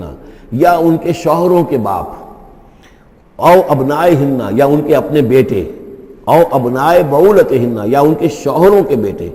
یعنی ان کے شوہروں کی کسی اور بیوی سے اولاد ہے، بیٹے ہیں، تو وہ بھی محرم ہیں، وہ نامحرم نہیں ہے۔ او اخوانہن، یا ان کے اپنے بھائی، او بنی اخوانہن، یا ان کے بھائیوں کے بیٹے، او بنی اخواتہن، یا یہ ہو گئے، او بنی اخواتہن، یا ان کے بھانجے، او نسائہن، یا ان کی عورتیں، اپنی عورتیں، جان پہچان کی عورتیں، عام عورتیں نہیں، نسائہن، او ما ملکت ایمانہن، یا یہ کہ جو ان کے غلام اور ان کی لونڈیاں ہیں۔ اکثر و بیشتر اہل سنت کے نزدیک یہاں مرد غلام مراد نہیں ہے بلکہ لونڈیاں مراد ہیں۔ اب التابعین غیر اولی الاربۃ، یا ایسے تابع لوگ جو کہ صرف خدمت گار ہیں، بعض اوقات ہوتا ہے خاندانی طور پر جو ہے وہ خدمت گار کرنے والے ہیں، باپ بھی کہیں ملازم تھا اسی گھر میں، اب اس کی اولاد بھی وہیں پر ہے، وہ بھی کام کر رہی ہے، بچپن سے وہیں پلے ہیں۔ ایسے لوگ ہوتے ہیں کہ جن کو واقعتاً پھر اس گھر کی خواتین سے اس طرح کا خیال کبھی نہیں آ سکتا کہ ان کے بارے میں وہ کوئی بری بات سوچیں۔ اب التابعین غیر اولی الاربات، یا وہ تابع کہ جو کہ کوئی غرض نہیں رکھتے اس قسم کے معاملات سے، من الرجال مردوں میں سے، اب الطفل الذین لم یظہروا علی عورات النساء، یا وہ لڑکے کہ جو ابھی عورتوں کے جو مخفی معاملات ہیں ان سے واقف ہی نہیں، ابھی وہ جنسی جو بھی باتیں ہیں ان سے واقف نہیں ہیں۔ ولا یضربن، یہ فہرست مکمل ہو گئی، یہ ہیں محرم لوگ جن کے سامنے عورت بغیر چہرے کے پردے کے آ سکتی ہے۔ باقی یہ کہ زینت جو خود بخود ظاہر ہو جائے، اب ظاہر ہے کہ آپ نے چادر بھی لی ہوئی ہے کسی خاتون نے، برقع بھی اوڑھا ہوا ہے، لیکن اب کسی کا قد ہے ماشاءاللہ، وہ قد ایسا ہے، سر قد ہے کوئی خاتون، تو وہ کہاں چھپائے گی اس قد کو؟ وہ تو ظاہر ہو جائے گا۔ جسم متناسب ہے، اب وہ جسم تو ظاہر ہو جائے گا۔ اس اعتبار سے ما ظہر منہا کو لوگوں نے لے لیا چہرے کے لیے، یہ بالکل غلط ہے۔ چہرے کا تو پردہ میرے نزدیک لازم ہے، اور یہ کہ باقی یہ کہ ان کے سامنے چہرے کے سمیت عورت آ سکتی ہے۔ باقی عورت جو ہے اپنے بیٹے کے سامنے بھی سوائے 3 اعضاء کے اور نہیں کھول سکتی، اپنے بھائی کے سامنے بھی نہیں کھول سکتی۔ چہرہ، یہ ہاتھ پونچھوں سے نیچے، اور پیر ٹخنوں سے نیچے، یہ جو 3 اعضاء ہیں یہ وہ ہیں کہ جس کو عورت نے یہ کھلے رکھ سکتی ہے، اپنے وہ بیٹے کے سامنے بھی، بھائی کے سامنے بھی، اور جو بھی رشتے گنائے گئے ہیں۔ لیکن یہ کہ اس سے آگے پھر جو ہے معاملہ وہ پھر شوہر کا ہے، اس سے آگے یعنی لباس کا معاملہ جو ہے جس سے کہ عورت جو ہے وہ آزاد ہوگی، وہ صرف شوہر کے لیے۔ وَلَا يَضْرِبْنَ بِأَرْجُلِهِنَّ لِيُعْلَمَ مَا يُخْفِينَ مِنْ زِينَتِهِنَّ، اور نہ یہ ایسا ہو کہ وہ اپنے پاؤں مار کر چلیں، کوئی زیور جو ہے پاؤں میں پہنا ہوا اس کی جھنکار ہو تاکہ لوگوں جو ہے ادھر متوجہ ہو جائیں۔ لِيُعْلَمَ مَا يُخْفِينَ مِنْ زِينَتِهِنَّ، تاکہ لوگوں کے علم میں آ جائے کہ کیا انہوں نے چیز چھپائی ہوئی ہے اپنی زینت میں سے، کیا زیورات پہنے ہوئے ہیں۔ وَتُوبُوا إِلَى اللَّهِ جَمِيعًا أَيُّهَا الْمُؤْمِنُونَ، اور اے اہل ایمان سب کے سب مل کر اللہ کی جناب میں توبہ کرو، لَعَلَّكُمْ تُفْلِحُونَ، تاکہ تم فلاح پاؤ۔ وَأَنكِحُوا الْأَيَامَ مِنكُمْ، اور دیکھو اپنی بیواؤں کی شادیاں کر دیا کرو۔ وَالصَّالِحِينَ مِنْ عِبَادِكُمْ، یہ بھی اب ایک بہت اہم ہے بات۔ ہندوانہ ہمارا معاشرہ جو ہے وہ بیوہ کی شادی جو ہے وہ تو جائز بھی نہیں سمجھتا، یا بہت ہی یوں سمجھیے کہ اس کے نزدیک بہت ہی ناپسندیدہ بات ہے، اور ہمارے ہاں بھی یہ ہو گیا ہے۔ حالانکہ یہاں حکم ہے انکحوا الایام منکم، بیواؤں کی شادیاں کر دیا کرو۔ والصالحین من عبادکم و امائکم، اور تمہاری جو بانیاں ہوں، غلام ہوں، ان میں سے بھی جو سمجھدار ہوں، جن کے کردار کے بارے میں تمہیں اعتماد ہو، ان کی بھی شادیاں کر دیا کرو۔ ایک کی کنیز ہے، ایک کا غلام ہے، ان کی شادی ہو جائے۔ اب ظاہر بات ہے وہ کنیز جو ہے اپنے آقا کے، اب اس کے ساتھ وہ تمتع نہیں کر سکے گا، اس لیے کہ اس نے اجازت دے دی ہے کہ اس کی کنیز کی شادی ہو گئی ہے کسی غلام کے ساتھ۔ وَالصَّالِحِينَ مِنْ عِبَادِكُمْ وَإِمَائِكُمْ إِنْ يَكُونُوا فُقَرَاءَ، اگر وہ فقیر ہوں گے، مہر وغیرہ دینے کی ان کے اندر ہمت نہیں ہے، صلاحیت نہیں ہے، يُغْنِهُمُ اللَّهُ مِنْ فَضْلِهِ، تو اللہ تعالیٰ ہو سکتا ہے کہ ان کو اپنے فضل سے غنی کر دے۔ وَاللَّهُ وَاسِعٌ عَلِيمٌ، اللہ واسع، بہت سمائی رکھنے والا، کشائش والا، کشادگی والا اور جاننے والا ہے۔ یعنی یہ بھی ہے کہ کسی وقت انسان سوچے کہ اگر میں شادی کروں گا تو وہ بھی اپنی قسمت ساتھ لے کر آئے گی، کیا پتہ کہ میرے اس وقت حالات جو ہیں اگر کچھ خراب بھی ہیں تو اللہ تعالیٰ اس کی قسمت سے، اس کے حوالے سے وہ اللہ تعالیٰ میرے لیے رزق کا دروازہ کھول دے۔ وَلْيَسْتَعْفِفِ الَّذِينَ لَا يَجِدُونَ نِكَاحًا، اور جو لوگ نکاح کی قدرت بالکل نہ رکھتے ہوں، شادی کر ہی نہ سکتے ہوں، کچھ بھی نہ ہو ان کے پاس، نہ کوئی گھر ہو جس میں کہ اپنی بیوی کو رکھ سکیں، نہ کوئی نان نفقے کا سامان ہو، نہ کوئی مہر دے سکیں، وَلْيَسْتَعْفِفْ، تو انہیں چاہیے کہ وہ اپنی عفت کی حفاظت کریں، پوری طریقے سے اپنے اس جو جنسی جذبے کو کنٹرول کریں۔ الَّذِينَ لَا يَجِدُونَ نِكَاحًا حَتَّى يُغْنِيَهُمُ اللَّهُ مِنْ فَضْلِهِ، یہاں تک کہ اللہ تعالیٰ انہیں اپنے فضل سے غنی کر دے۔ وَالَّذِينَ يَبْتَغُونَ الْكِتَابَ مِمَّا مَلَكَتْ أَيْمَانُكُمْ فَكَاتِبُوهُمْ، اور تمہارے غلاموں میں سے جو تمہارے ساتھ چاہیں مکاتبت کرنا۔ یہ مکاتبت کا قاعدہ یہ تھا کہ غلام یہ طے کرتا تھا کہ جناب میں آپ کو اتنے لاکھ درہم دے دوں گا، اتنی مدت کے اندر اندر آپ مجھے آزاد کر دیجئے، تو یہ معاہدہ ہو گیا، اب وہ آزاد ہو گیا۔ لیکن آزادی اسی میں ہے کہ اسے وہ رقم اتنی عرصے کے اندر ادا کرنی ہے، اب وہ کمائے گا، محنت کرے گا، کوشش کرے گا اور وہ رقم ادا کر دے گا۔ یہ مکاتبت تھی۔ تو جو بھی تمہارے غلاموں میں سے مکاتبت چاہیں، مما ملکت ایمانکم فکاتبوہم، تو یہ مکاتبت کر لیا کرو۔ قرآن مجید نے وہ تمام راستے کھولے ہیں کہ جن سے غلاموں کی آزادی کا جو ہے آسانی کے ساتھ تدریجاً سہج انداز کے اندر ان کی غلامی کا جو ہے سلسلہ ختم ہو کر آزادی کی طرف راستہ کھل جائے۔ فَقَاتِمُوهُمْ إِنْ عَلِمْتُمْ فِيهِمْ خَيْرًا، اگر تم دیکھ رہے ہو ان کے اندر کہ خیر ہے، بھلائی ہے، واقعتاً یہ شخص اعتماد کیا جا سکتا ہے، یہ بھاگ نہیں جائے گا اور یہ جو بھی کرنا چاہ رہا ہے معاہدہ اس کو پورا کرنے کی اس کی نیت ہے۔ وَآتُوهُمْ مِن مَالِ اللَّهِ الَّذِي آتَاكُمْ، پھر ایسے لوگوں کو جنہوں نے مکاتبت کی ہو تم بھی مال دیا کرو، جو اللہ کا مال تمہارے پاس اللہ نے تمہیں دیا ہے، یعنی لوگ مدد بھی کریں اس کی تاکہ وہ اپنی اس رقم کو جلد از جلد ادا کر کے اور وہ پھر آزاد ہو جائے۔ وَلَا تُكْرِهُوا فَتَيَاتِكُمْ عَلَى الْبِغَاءِ، اور دیکھو اپنی باندیوں کو، چھوکریوں کو، یہ جو وہاں پہ باندیاں کنیزیں ہوتی تھی انہیں بدکاری پر مجبور نہ کرو۔ ان اردنا تحسنا، اگر وہ چاہیں کہ وہ پاک دامن رہیں، وہ کسی قلعے میں رہیں، اور ان سے چونکہ یہ بھی رواج وہاں تھا، ان باندیوں سے پھر وہ پیشہ کراتے تھے۔ اب یہ اصل میں اصلاح ہو رہی ہے اس معاشرے کی، اور اس کے اندر ان چیزوں کو رفتہ رفتہ روکا جا رہا ہے۔ جیسے سورہ نساء میں آیا تھا، ایسا بھی ہوتا تھا کہ باپ کی بیویاں جو ہیں، اپنی جو سوتیلی مائیں ہیں، انہیں اپنے گھر میں ڈال دیا،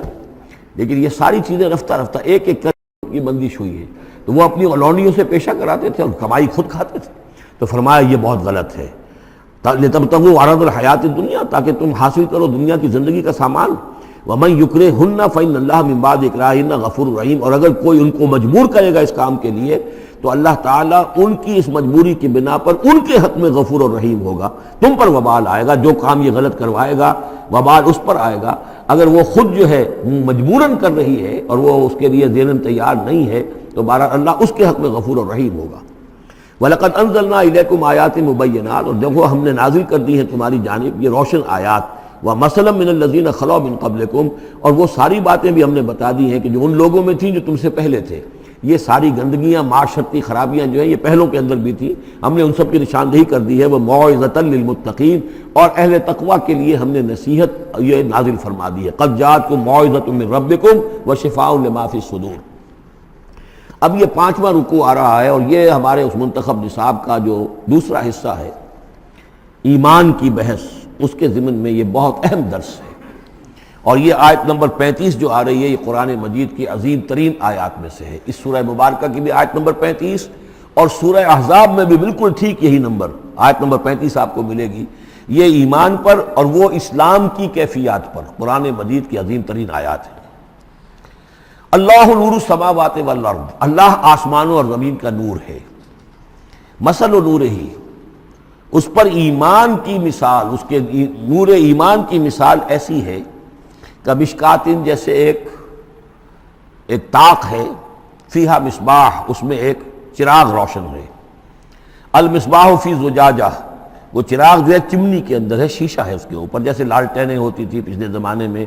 گلوب کے ساتھ جو ہے وہ لیمپ ہوتے تھے۔ الزجاجہ تو کانہا کوکب دری، اور وہ شیشہ چمک رہا ہے جیسے کہ ایک چمکدار ستارہ ہو۔ یوقد من شجرۃ، اور اس مصباح میں، اس دیے میں، اس چراغ میں جلایا جا رہا ہے تیل، کس کا؟ ایک شجرہ مبارکہ زیتونہ کا، ایک ایسا مبارک درخت زیتون کا، لا شرقیۃ ولا غربیہ، جو نہ شرقی ہے نہ غربی ہے، یعنی یہ کہ درخت ہے، جھنڈ ہے ایک۔ اب اگر تو اس جھنڈ کے مشرق میں کوئی درخت ہے تو صبح کی دھوپ تو انہیں ملے گی، شام کی نہیں ہوگی۔ مغرب میں ہے تو شام کی دھوپ مل جائے گی، صبح کی نہیں ملے گی۔ ایک علیحدہ کھڑا ہوا ہے کوئی، جس کے نہ ادھر کوئی اور ہے نہ ادھر کوئی اور درخت ہے، تو پورے دن کی تمازت دھوپ کی جو ہے وہ جذب کر رہا ہے۔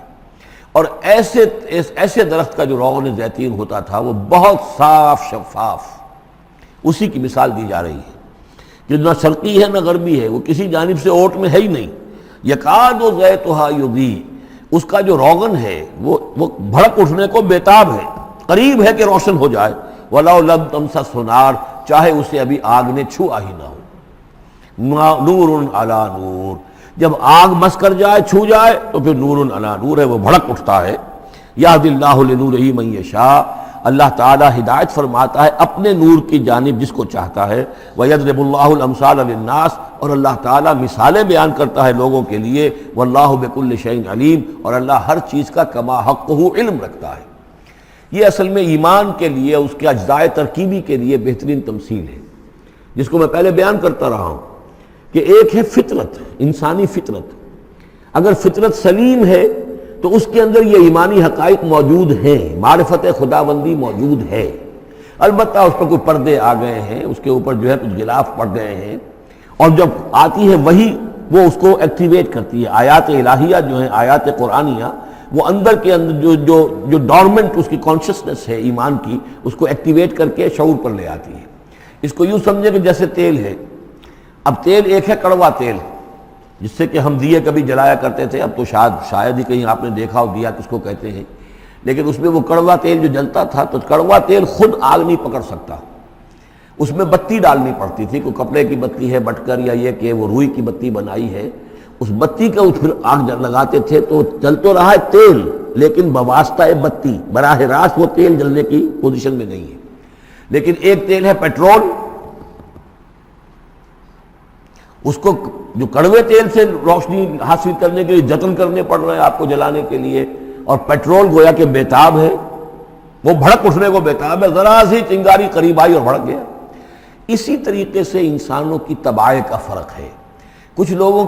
کی جو فطرت ہے اتنی سلیم ہوتی ہے، اتنی نیکی ہوتی ہے اس کے اندر، کہ جیسے ہی وہی سامنے آئی آئینہ جگمگا اٹھا ایک دم، اس لیے کہ اوپر غبار ہے ہی نہیں، اس کے اوپر کوئی اور جو ہے پردے پڑے ہوئے ہیں ہی نہیں۔ یہ مثال صدیقین کی ہے جو میں نے کل بھی آپ سے عرض کیا تھا، کہ جیسے کہ حضور نے فرمایا میں نے جس کے سامنے بھی دعوت ایمان رکھی، اس نے کچھ نہ کچھ توقف اور تردد ضرور کیا، سوائے ابو بکر کے کہ ایک لحظے کا بھی توقف نہیں کیا۔ یہ اس لیے کہ ان کی فطرت اتنی سلیم تھی، گویا کہ وہ پیٹرول تھا ان کے اندر جو بھڑک اٹھنے کو بیتاب تھا، کہ ذرا قریب بھی اگر دیاسدائی آ گئی تو بھڑک اٹھے۔ لیکن کچھ لوگ وہ تھے کہ جن کا تیل اتنا صاف اور پاک نہیں تھا، ان میں کوئی تکدر تھا، انہیں وقت لگ گیا، اگرچہ یہ کہ بالآخر وہ ایمان لے آئے، لیکن یہ کہ کچھ اس میں بتی ڈالنی پڑی، کوئی اس کے لیے محنت کرنی پڑی۔ السابقون الاولون من المہاجرین والانصار والذین اتبعوہم بإحسان، پھر وہ لوگ ہیں جو بعد میں درجہ بدرجہ پھر ان کے بعد آتے چلے گئے۔ تو اسی طریقے سے ایمان کی مثال ہے کہ یہ روغن فطرت یا نور فطرت، نور روح، روحانی نور جو ہمارے اندر ہے نور تجلی بھی اسی خاک میں پنہاں، غافل تجرا صاحب ادراک نہیں ہے۔ وہ جو ہماری روح کے اندر ہے، روح ملکوتی کے اندر جو نور ہے، یہ نور اور باہر سے جو قرآن کا نور، وحی کا نور آیا، ان دونوں کے نور کے اجتماع سے پھر نور علی نور کی کیفیت پیدا ہوئی۔ اب وہ نور ایمانی جو ہے وجود میں آ گیا۔ اللہ نور السماوات والارض مثل نورہ کمشکاۃ فیہا مصباح المصباح فی زجاجہ۔ اور ذہن میں رکھیے یہ ہمارا جو پنجر ہے پسلیوں کا، اس کی واقعتاً طاق کی سی شکل ہے، یہ نیچے سے چوڑا ہو رہا ہے، اوپر سے تنگ ہو رہا ہے، طاق ایسے ہی ہوتے تھے۔ ڈائفرام جو ہے وہ اس طاق کا گویا کہ فلور ہے، جو ہمارے ایبڈومینل کیویٹی کو چیسٹ کیویٹی سے علیحدہ کرنے والا عضو ہے، اور دل رکھا ہوا ہے اس کے اوپر، یہ گویا کہ چراغ ہے۔ اس دل میں نور ایمان ہوتا ہے، اس دل کے اندر جو ہے وہ اللہ کا نور، اور یہ نور بنا ہے دو چیزوں سے، ایک وہ نور فطرت جو اس کے اندر موجود تھا اس کی روح کے اندر، اور ایک نور وحی۔ ان دونوں کے اجتماع سے نور علی نور، وہ نور جو ہے وہ نور ایمان کی شکل میں اس قلب کے اندر جو ہے وہ جاگزی ہوا اور قلب منور ہو گیا۔ المصباح فی زجاجہ، الزجاجۃ کأنہا کوکب دری یوقد من شجرۃ مبارکۃ زیتونۃ لا شرقیۃ ولا غربیہ یکاد زیتها یضیء ولو لم تمسسہ نار نور علی نور یہدی اللہ لنورہ من یشاء۔ یہ نور علی نور ہے، دو نوروں کے جمع ہونے سے یہ نور ایمان وجود میں آیا، نور فطرت، نور وحی۔ اور اللہ تعالیٰ ہدایت دیتا ہے اپنے نور کی جس کو چاہتا ہے، اور اللہ یہ مثالیں لوگوں کے لیے بیان کرتا ہے۔ باقی اللہ کو تو ہر شے کا کما حقہ علم ہے، مثال کی ضرورت انسانوں کے لیے ہے کہ جو ان لطیف حقائق کو ایسے ہی خود نہیں سمجھ سکتے۔ اب جن لوگوں کے دلوں میں یہ نور ایمان پیدا ہو جاتا ہے، ان کی ایک جھلک دکھائی جا رہی ہے کہ ان کی شخصیت، ان کی زندگی کی دلچسپیاں کیا ہوتی ہیں۔ فی بیوت اذن اللہ ان ترفع ویذکر فیہا اسمہ، ان گھروں میں جن کا کہ اللہ نے حکم دیا کہ انہیں بلند کیا جائے، یعنی مساجد۔ بلند کرنے سے مطلب یہ کہ ان کو نمایاں بنایا جائے۔ ہر مسلمان آبادی میں معلوم ہو کہ مسجد ایک نمایاں شے ہے، یہ ضروری نہیں کہ اس کی ڈیکوریشن ہو، اس کے اوپر جو ہے خام خواہ تکلفات میں پیسے خرچ کیے جائیں، لیکن یہ کہ ایک تو یہ کہ وہ نمایاں ہونی چاہیے، معلوم ہو کہ اس آبادی کا مرکز یہ ہے۔ نمبر دو یہ ہے کہ ترفع، اس کو ہر طریقے سے، ہر معنوی گندگی سے بھی پاک رکھا جائے۔ وَيُذْكَرَ فِيهَا اسْمُهُ، اس میں اس کا نام لیا جائے، يُسَبِّحُ لَهُ فِيهَا بِالْغُدُوِّ وَالْآصَالِ، یہ جو صاحب ایمان لوگ ہیں جن کے دلوں میں ایمان کی قندیلیں روشن ہیں، یہ تسبیح کرتے ہیں اللہ کی ان گھروں کے اندر صبح کے وقت بھی اور شام کے وقت بھی۔ رجال، وہ جواں مرد،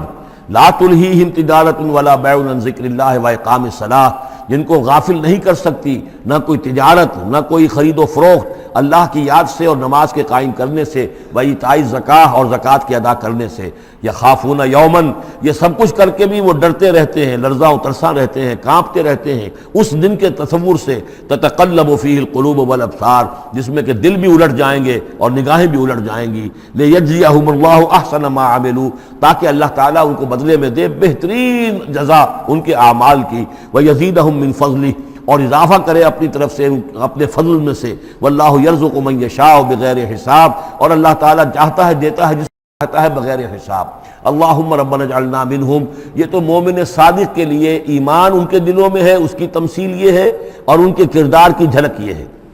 اب ایک ہے بین بین کے لوگ، ایمان تو نہیں ہے لیکن کچھ نہ کچھ نیکی کے کام کرتے ہیں، کچھ اپنے دل کی تسلی کے لیے، کچھ اپنے ضمیر کو مطمئن کرنے کے لیے، ان کی نیکی حقیقی نیکی نہیں ہے۔ وہ لیس البر ان تولوا وجوہکم قبل المشرق والمغرب، اس آیت کو ذہن میں رکھیے۔ والذین کفروا، اور جو لوگ ایمان سے تہی ہیں، محروم ہیں، کافر ہیں، ان کی نیکیاں، ان کے اعمال کیا ہیں؟ کسراب، جیسے ریت ہو، سراب ہو، بقیعۃ، ایک چٹیل میدان میں، یحسبہ الظمآن ماء، پیاسا سمجھتا ہے کہ پانی ہے، حتی اذا جاءہ، یہاں تک کہ وہ جب وہاں پہ گھسٹ کر بھی پہنچتا ہے تو معلوم ہوتا ہے لم یجدہ شیئا، کچھ نہیں پاتا وہاں پر، ووجد اللہ عندہ، اور اللہ کو پاتا ہے وہاں موجود، فوفاہ حسابہ، تو اللہ تعالیٰ اس کا حساب اسے پورا چکا دیتا ہے، واللہ سریع الحساب، اور اللہ جو ہے حساب چکانے میں دیر نہیں لگاتا۔ یعنی یہ جو نیکیاں ہوتی جھوٹی نیکیاں، ملمے کی نیکیاں، حقیقی ایمان نہیں ہے، ایمان باللہ نہیں ہے، ایمان بالآخرت نہیں ہے، لیکن یوں ہی کچھ نہ کچھ نیکیاں ہیں، کچھ خدمت خلق کے کام ہے، اس طرح کی چیزیں اللہ کی نگاہ میں ان کی کوئی وقت نہیں۔ اس کے لیے پہلے ایک مثال سورہ ابراہیم میں آ چکی ہے، دوسری مثال یہ کہ یہ نیکیاں سراب کے مانند ہیں، جنہیں پیاسا سمجھتا ہے کہ یہ پانی ہے، حقیقت میں پانی نہیں ہے۔ اب تیسرا جو کردار ہے وہ یہ ہے کہ جن کے دلوں میں، جن کی زندگیوں میں یہ جھوٹ موٹ کی نیکی بھی نہیں ہے، نفس پرستی اور دنیا پرستی، اور ان کے اندر ہر طرح کی گندگی جو ہے وہ آ چکی ہے۔ ان کی مثال کیا ہے؟ او کظلمات فی بحر اللجی، یا جیسے کہ اندھیرے ہوں ایک بڑے گہرے سمندر میں، یغشاہ موج، اس کے اوپر ایک موج چڑھی ہوئی ہو، من فوقہ موج، اس کے اوپر ایک اور موج ہو، من فوقہ سحاب، اور اوپر جو ہے بادل بھی ہوں، یعنی اندھیری رات ہے، کوئی روشنی نہیں، اوپر بادل ہے، نہ چاند اور ستاروں کی کوئی روشنی نہیں آ رہی، اور اس کے ساتھ ہی یہ ہے کہ موج کے اوپر موج چڑھی ہوئی ہے۔ ظلمات بعضها فوق بعض، یہ اندھیروں پر اندھیرے ہیں۔ اذا اخرج یدہ لم یکد یراہا، جب وہ اپنا ہاتھ نکالتا ہے تو اس کو بھی نہیں دیکھ سکتا، جسے ہم کہتے ہیں اپنے محاورے میں ہاتھ کو ہاتھ سجائی نہیں دیتا۔ وَأَلَّمْ يَجْعَلِ اللَّهُ لَهُ نُورًا، اور جس کو اللہ تعالیٰ ہی نے کوئی نور عطا نہ کیا ہو، فما لہ من نور، تو اس کے لیے پھر کہیں کوئی نور نہیں ہے۔ یہ وہ لوگ ہیں کہ جن کی زندگیاں کسی ملمے کی نیکی سے بھی خالی ہیں، اندھیارے ہی اندھیارے ہیں، ظلمات فوق بعضها فوق بعض۔ الم تر ان اللہ یسبح له من فی السماوات والارض، کیا تم دیکھتے نہیں ہو کہ اللہ کی تسبیح کرتی ہے وہ سب چیزیں، وہ سب وہ کرتے ہیں، وہ سب جو آسمانوں میں ہے اور جو زمین میں ہے، اور نہ صرف آسمانوں اور زمین میں بلکہ ان دونوں کے مابین جو السماء میں جو ہے، والطیر صافات، اور یہ جو پرندے ہیں جو اپنے پروں کو پھیلائے ہوئے ہیں، یہ بھی اللہ کی تسبیح کر رہے ہیں۔ کل قد علم صلاتہ و تسبیحہ، ہر ایک کے علم میں ہے، ہر ایک نے جان لی ہے اپنی نماز، اپنی صلاۃ اور اپنی تسبیح۔ یہ وہی بات ہے جو سورہ بنی اسرائیل میں آ چکی ہے، وَإِن مِّن شَيْءٍ إِلَّا يُسَبِّحُ بِحَمْدِهِ وَلَٰكِن لَّا تَفْقَهُونَ تَسْبِيحَهُمْ، کوئی شے نہیں ہے اس کائنات میں جو اللہ کی تسبیح و تحمید نہ کر رہی ہو، لیکن تمہیں اس کا شعور نہیں ہو سکتا۔ وَاللَّهُ عَلِيمٌ بِمَا يَفْعَلُونَ، اور جو کچھ وہ کرتے ہیں اللہ کے علم میں ہے۔ وَلِلَّهِ مُلْكُ السَّمَاوَاتِ وَالْأَرْضِ، اور اللہ ہی کے لیے ہے آسمانوں اور زمین کی بادشاہی۔ وَإِلَى اللَّهِ الْمَصِيرُ، اور اللہ ہی کی طرف لوٹ جانا ہے۔ الم تر ان اللہ یسجی سحابا، کیا تم دیکھتے نہیں ہو کہ اللہ تعالیٰ ہانک کر لاتا ہے بادلوں کو، کہاں سے ہوائیں لے کر چل رہی ہیں بادلوں کو، کہیں تو بے آف بنگال سے وہ اٹھی ہیں مانسون کی ہوائیں، اور کہاں تک پہنچ جاتی ہیں؟ پاکستان تک۔ ان اللہ یسجی سحابا ثم یؤلف بینہ، پھر ان بادلوں کو آپس میں جوڑ دیتا ہے، ثم یجعلہ رکاما، پھر ان کو تہ بر تہ کر دیتا ہے۔ اب یہ تہ برتہ کا معاملہ جو ہے، دیکھیے ہوائی سفر جس نے کیا ہے اسے اس کا تجربہ ہوتا ہے. جب جہاز چڑھتا ہے تب بھی وہ جب بادلوں کے اندر سے گزرتا ہے تو صاف نظر آتا ہے ایک تہ، اس کے بعد پھر خلا ہے، پھر ایک اور تہ، پھر خلا ہے، پھر ایک اور تہ، اترتے ہوئے بھی اسی طریقے سے تہ برتہ بادل. رکامن فتر الودق یخرج من خلالہ، تو تم دیکھتے ہو کہ بارش برستا ہے ان دونوں، ان کے بین سے، ان کے بیچ سے برستی ہے بارش، پانی برستا ہے. وَيُنَزِّلُ مِنَ السَّمَاءِ مِن جِبَالٍ فِيهَا مِن بَرَدٍ، اور اللہ تعالیٰ اتارتا ہے آسمان سے وہ پہاڑ بھی کہ جن میں وہ اولے ہوتے ہیں، یعنی یہ کہ اولے جو آ رہے ہیں زمین پر تو معلوم ہوتا ہے کہ جیسے ان کے بھی کوئی پہاڑ ہے آسمانوں کے اندر.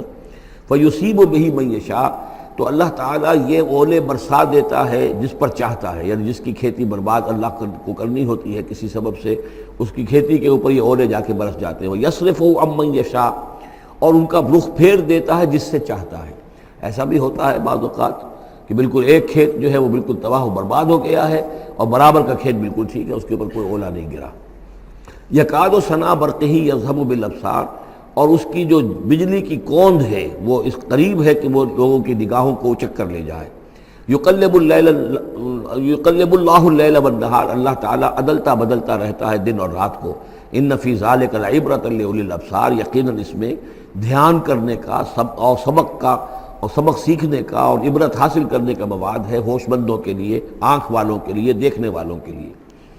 واللہ خلق کل دابۃ من ماء، اور اللہ نے بنائی ہے ہر جاندار چیز اس زمین کے اوپر پانی سے. فمنہم من یمشی علی بطنہ، اب ان جانداروں میں سے جو زمین میں اللہ نے بنائے ہیں وہ بھی ہے کہ جو اپنے پیٹ کے بل پر چلتے ہیں، یہ ریپٹائلز جن کو ہم کہتے ہیں، ریپٹائلز ہیں جو اپنے پیٹ کے بل پر چل رہے ہیں. منہم من یمشی علی رجلین، اور ان میں وہ بھی ہیں کہ جو دو ٹانگوں پر چلتے ہیں. اب ہم بھی انہی میں سے ہیں، اور باقی شمپنزی اور گوریلاز بھی ہیں، اور بھی ایسے ہوں گے کہ جو دو ٹانگوں پر چلتے ہوں. وَمِنْهُمْ مَنْ يَمْشِي عَلَىٰ أَرْبَعٍ، سب سے زیادہ کثیر تعداد جو ہے وہ زمینی حیوانات کے اندر ان کی ہے کہ جو چار پر چلتے ہیں. یخلق اللہ ما یشاء، اللہ تعالیٰ پیدا کرتا ہے جو چاہتا ہے. ان اللہ علی کل شیء قدیر، یقیناً اللہ تعالیٰ ہر چیز پر قادر ہے. اب کافی عرصے کے بعد منافقین کا تذکرہ قرآن مجید میں ہو رہا ہے، چونکہ یہ ہم نے سورہ یونس سے لے کر اور سورہ مومنون تک جو 14 صورتیں پڑھی ہیں ان میں تو سارا معاملہ تھا مشرکین عرب سے، کفار سے، مشرکین سے، ساری بحث ان سے تھی. کہیں کہیں گفتگو کا رخ جو ہے وہ اہل کتاب کی طرف ہوئے سخن، بغیر انہیں باضابطہ خطاب کیے ہوئے، اور یا پھر تیسرا خطاب حضور سے ہے ذاتی، اور حضور کی وصیت سے اہل ایمان کے ساتھ. اور ابھی وہاں نفاق کا کوئی اس قسم کا موجود نہیں تھا معاملہ کہ منافقین کے ساتھ کوئی رد و قضا ہوتی. لیکن یہ تو چونکہ سورہ نازل ہو رہی ہے سن 6 ہجری میں، یہ گویا کہ یوں سمجھیے کہ عین مدنی جو دور ہے اس کا عین وسط ہے. بالکل سن 11 میں حضور کا انتقال ہوا ہے، تو سن 6 یوں سمجھیے کہ ان دونوں کے بالکل وسط کے اندر ہے. یہ بالکل درمیانی دور ہے مدنی دور کا. یہاں پر اب تذکرہ ہو رہا ہے منافقین کا. لقد انزلنا آیات مبینات، ہم نے نازل کی ہیں روشن آیات. واللہ یہدی من یشاء الی صراط مستقیم، اور اللہ تعالیٰ ہدایت دیتا ہے جس کو چاہتا ہے سیدھے راستے کی طرف. وَيَقُولُونَ آمَنَّا بِاللَّهِ، اور کچھ لوگ وہ بھی ہیں جو کہتے ہیں ایمان لائے اللہ پر، وبالرسول، اور اللہ کے رسول پر، وَأَطَعْنَا، اور ہم نے اطاعت قبول کی. ثُمَّ يَتَوَلَّىٰ فَرِيقٌ مِّنْهُمْ، پھر ان میں سے ایک جماعت جو ہے پیٹھ موڑ کر جاتی ہے. من بعد ذالک، اس کے بعد، یعنی اب اس کے بعد یہ سب کچھ کہہ کر قول و قرار کر کے اطاعت کا یہاں دم بھر کر جاتے ہیں، لیکن پھر طرز عمل ان کا کچھ اور ہوتا ہے. وَمَا أُولَٰئِكَ بِالْمُؤْمِنِينَ، اور یہ لوگ حقیقی مومن نہیں ہیں. وَإِذَا دُعُوا إِلَى اللَّهِ وَرَسُولِهِ لِيَحْكُمَ بَيْنَهُمْ، اور جب انہیں پکارا جاتا ہے، بلایا جاتا ہے کہ آؤ اللہ کی طرف اور رسول کی طرف کہ ان کے مابین فیصلے کرے. یہ سورہ نساء میں ہم یہ سارے مضامین بڑی تفصیل سے پڑھ چکے ہیں کہ وہ لوگ چاہتے تھے کہ اپنے مقدمات جو ہیں وہ یہودیوں کی عدالت میں لے جائیں، اس لیے کہ حضور کے ہاں انہیں اندیشہ ہوتا تھا کہ یہاں تو بالکل صحیح فیصلہ ہو جائے گا. تو اس طرح کا جو ان کا کردار تھا، جب انہیں بلایا جاتا ہے اللہ کے اور اس کے رسول کی طرف کہ آؤ کہ وہ فیصلہ کرے تمہارے مابین، اذا فریق منہم معرضون، تو ان میں سے ایک گروہ اور ایک جماعت ایسی ہے جو اعراض کرتی ہے اور کرنی کترا جاتی ہے. وَإِن يَكُن لَهُمُ الْحَقُّ يَأْتُوا إِلَيْهِ مُذْعِنِينَ، اور اگر ان کو معلوم ہو کہ حق ہمارے ساتھ ہے، یعنی ہم حق پر ہیں اس مقدمے میں، تو پھر وہ آتے ہیں بڑا یقین کا اظہار کرتے ہوئے، اذعان کے ساتھ اور یقین کے ساتھ، اور اپنے ایمان کا اظہار کرتے ہوئے، کیونکہ انہیں یقین ہے کہ ہمارا کیس سچا ہے اور حضور کی عدالت میں ہم جائیں گے تو ہمارے حق میں فیصلہ ہو جائے گا، تو اب کوئی رکاوٹ نہیں. یاتوا الیہ مذعنین، خوب یقین کا، اعتماد کا اظہار کرتے ہوئے آتے ہیں۔ افی قلوبہم مرض، کیا ان کے دلوں میں روگ ہے؟ ام ارتابوا، یا یہ شکوک میں مبتلا ہو گئے ہیں؟ ام یخافون ان یحیف اللہ علیہم، یا انہیں یہ اندیشہ ہے کہ اللہ تعالیٰ جو ہے ان کے ساتھ ناانصافی کرے گا، ورسولہ، اور اس کے رسول، بل اولئک هم الظالمون، نہیں بلکہ حقیقت میں یہی ظالم ہیں۔ ایمان کی اصل حقیقت سے چونکہ یہ محروم ہے، لہذا ساری غلطی ان کے اپنے کردار میں ہے۔ انما کان قول المؤمنین اذا دعوا الی اللہ ورسولہ لیحکم بینہم، جو حقیقی مومن ہوتے ہیں ان کو تو جب بلایا جاتا ہے اللہ کی طرف اور اس کے رسول کی طرف کہ وہ فیصلہ کرے ان کے مابین، تو ان کا قول تو یہی ہوتا ہے ان یقولوا سمعنا واطعنا، کہ وہ کہتے ہیں کہ ہم نے سنا اور ہم نے مانا، ہم حاضر ہیں، جو بھی فیصلہ محمد رسول اللہ کا ہوگا ہم اسے بصر و چشم تسلیم کریں گے۔ انما کان قول المؤمنین اذا دعوا الی اللہ ورسولہ لیحکم بینہم ان یقولوا سمعنا واطعنا واولئک هم المفلحون، اور یقیناً وہی لوگ ہیں جو پھر فلاح پانے والے ہیں۔ ومن یطع اللہ ورسولہ، اور جو اللہ کی اور اس کے رسول کی اطاعت کرتا ہے، ویخشى اللہ ویتقہ، اور اللہ کا خوف بھی رکھتا ہے، اس کا تقوی اختیار کرتا ہے، فاولئک هم الفائزون، تو یقیناً وہی لوگ ہیں کہ جو کامیاب ہونے والے ہیں۔ وہ اکثر کہتے ہیں، اللہ تعالیٰ کی قسمیں کھاتے ہیں اپنی امکانی حد تک، لئن امرتہم، اے نبی اگر آپ حکم دیں گے، لَيَخْرُجُنَّ، تو وہ لازماً نکل جائیں گے۔ آپ حکم دے دیے میں ہم حاضر ہیں، ویسے میری یہ مجبوری ہے، یہ میری تکلیف ہے، یہ مسئلہ ہے، ویسے آپ حکم دیں گے اگر تو میں بالکل حاضر ہوں۔ یہ آپ کو اب بھی معلوم ہوگا کہ ہماری جماعتی زندگیوں کے اندر یہ مسئلہ ہوتا ہے کہ کوئی امیر ہے، اس نے ایک بات کہی ہے، کھل کر اس نے کہہ دیا ہے کہ میں یہ چاہتا ہوں کہ معاملہ اس طرح کیا جائے۔ اب کچھ لوگ کرنے کا اتراتے ہیں، اچھا جی اگر آپ حکم دیں گے تو میں کروں گا۔ لیکن یہ کیا بات ہے، جب وہ امیر ہے آپ کا اور وہ بات کہہ رہا ہے تو اس کی بات کو آپ حکم کیوں نہیں سمجھ رہے؟ اسی طریقے سے حضور صلی اللہ علیہ وسلم نے جب فرما دیا ہے کہ نکلنا ہے، اب دشمن کے مقابلے کے لیے نکلو، اب وہ آپ چاہتے ہیں پی پی کال کر کے حضور ایک ایک کی خوشامد کریں کہ آئیے آپ ضرور نکلیے، خدا کے لیے ضرور چلیے، یہ حضور کرنے والے نہیں ہیں۔ وَأَقْسَمُوا بِاللَّهِ جَهْدَ أَيْمَانِهِمْ، اور یہ اللہ کی قسمیں کھا کھا کر کہتے ہیں اپنی امکانی حد تک، لئن امرتہم، اے نبی آپ کا حکم ہوگا تو میں حاضر ہوں، لَيَخْرُجُنَّ، ہم ضرور نکلیں گے۔ قُلْ لَا تُقْسِمُوا، اے نبی ان سے کہیے تم قسمیں مت کھاؤ، طاعۃ معروفہ، معروف طریقے پر اطاعت اختیار کرو۔ تم نے اعلان کیا ہے کہ تم مجھ پر ایمان لائے ہو، تم نے اعلان کیا ہے کہ تم مجھے اللہ کا رسول سمجھتے ہو، اب جو میں کہہ رہا ہوں اسے قبول کرو، اختیار کرو۔ یہ کیا ہے کہ میں کسی کو ایک ایک کو علیحدہ علیحدہ حکم دوں؟ ان اللہ خبیر بما تعملون، یقیناً جو کچھ تم کر رہے ہو اللہ اس سے باخبر ہے۔ قل اطیعوا اللہ واطیعوا الرسول، اے نبی کہہ دیجئے۔ اب دیکھیے نوٹ کر لیجئے، سورہ نساء میں نے تفصیل سے آپ کو بیان کیا تھا کہ منافقین پر تین ہی چیزیں بھاری تھیں۔ نمبر ایک، حضور کی شخصی اطاعت کرنا، نمبر دو، جہاد اور قتال کے لیے نکلنا، نمبر تین، ہجرت۔ تین ایشوز کے اوپر بڑی تفصیل سے وہاں گفتگو ہو چکی ہے۔ یہاں اطاعت رسول کو جو ہے، جو پہلا مضمون تھا سورہ نساء میں، اسی کو زیادہ موقت کیا جا رہا ہے۔ قل اطیعوا اللہ واطیعوا الرسول، کہیے ان سے اطاعت کرو، اللہ کی اطاعت کرو، اس کے رسول کی صلی اللہ علیہ وسلم۔ فإن تولوا، پھر اگر یہ پیٹھ موڑ لے، اگر تم منہ پھیرو گے، اگر منہ موڑ لو گے، فإنما علیہ ما حمل، تو سن لو ہمارے نبی پر ذمہ داری ہے اس کام کی جو ہم نے ان پر ڈالا ہے۔ وعلیکم ما حملتم، اور تم سے باز پرس ہوگی اس کی جو تمہارے اوپر ڈالا گیا ہے۔ یعنی نبی نے جو ذمہ داری تھی اللہ کا دین تم تک پہنچایا، اللہ کے احکام پہنچا دیے، ان کا کام جو ہے اس پر ختم ہو گیا۔ اب اطاعت کرنا، اس کی تعمیل کرنا، اس کے حکم پر چلنا، اللہ کے دین کے لیے تن من دھن لگانا، اور یہ سارا کام تمہیں کرنا ہے۔ تو جو ان کی ذمہ داری ہے وہ ادا کریں گے، اور اللہ کے ہاں ان سے ان کے بارے میں سوال کر لیا جائے گا، اور جو تمہاری ذمہ داری ہے ظاہر بات ہے کہ اس کے جواب بھی تمہیں کرنی ہے۔ اس میں یہ بھی ہوتا ہے بسا اوقات کہ کسی شخص کو یہ گمان ہو جائے،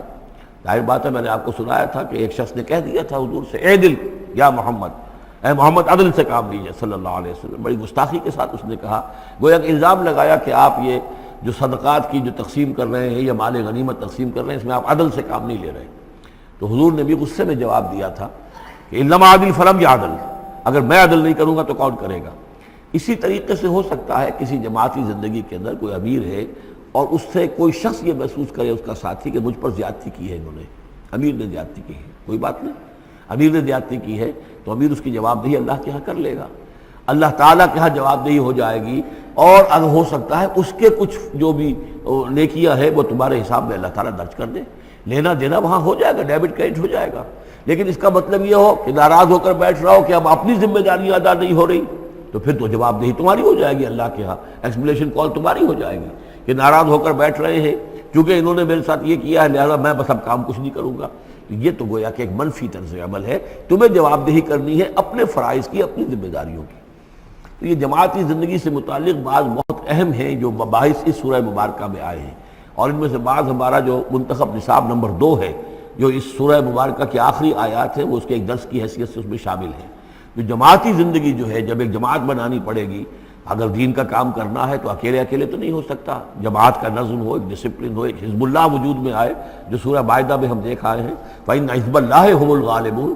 غلبہ جو ہے تو وہ حزب اللہ کو اللہ تعالیٰ دیتا ہے، ید اللہ علی الجماعہ، جماعت کے اوپر اللہ کا ہاتھ ہے، جماعت کی کو اللہ کی نصرت اور تائید حاصل ہوتی ہے۔ اس جماعتی زندگی کے بعد ایسے نفسیاتی معاملات ہوتے ہیں اور اس کے اندر بعض ایسے حساس مسائل ہوتے ہیں کہ جن کے بارے میں بڑی عمدہ رہنمائی دی گئی ہے مختلف مقامات پر۔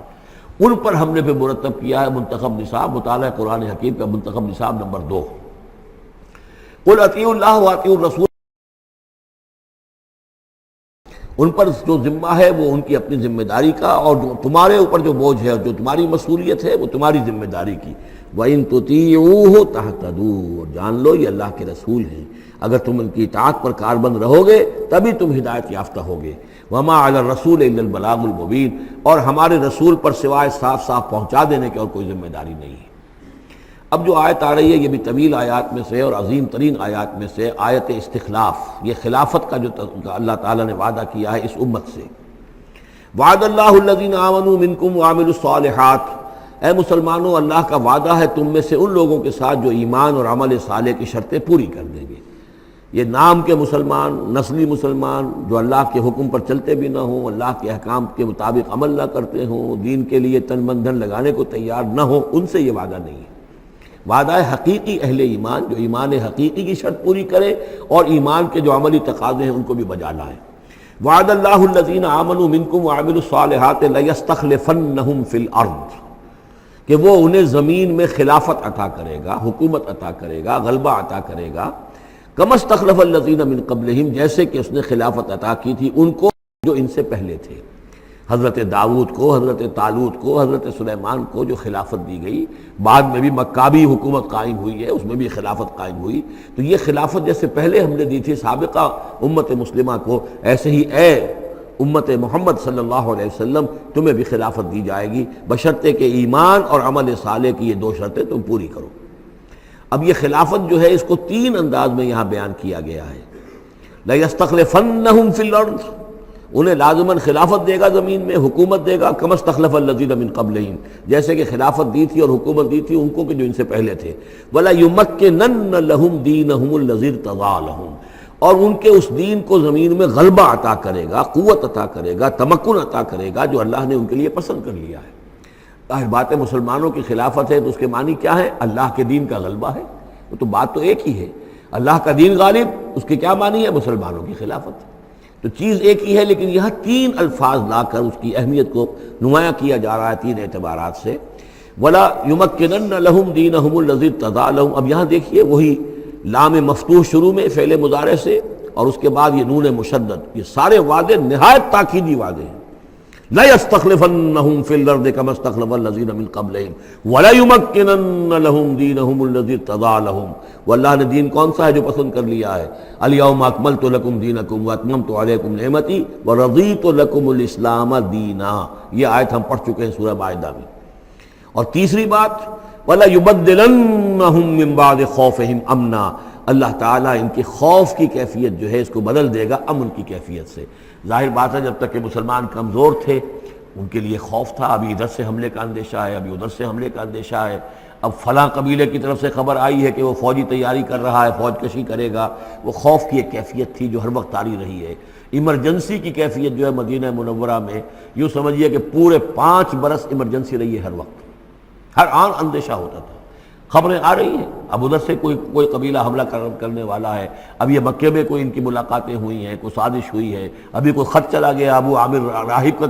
کا کوئی مشن ہے، یہ ساری خبریں آتی تھیں۔ لیکن یہ کہ اب اس کے بعد وہ وقت آ جائے گا کہ ان کا جو خوف کی کیفیت ہے بدل جائے گی امن سے۔ یعبدوننی لا یشرکون بی شیئا،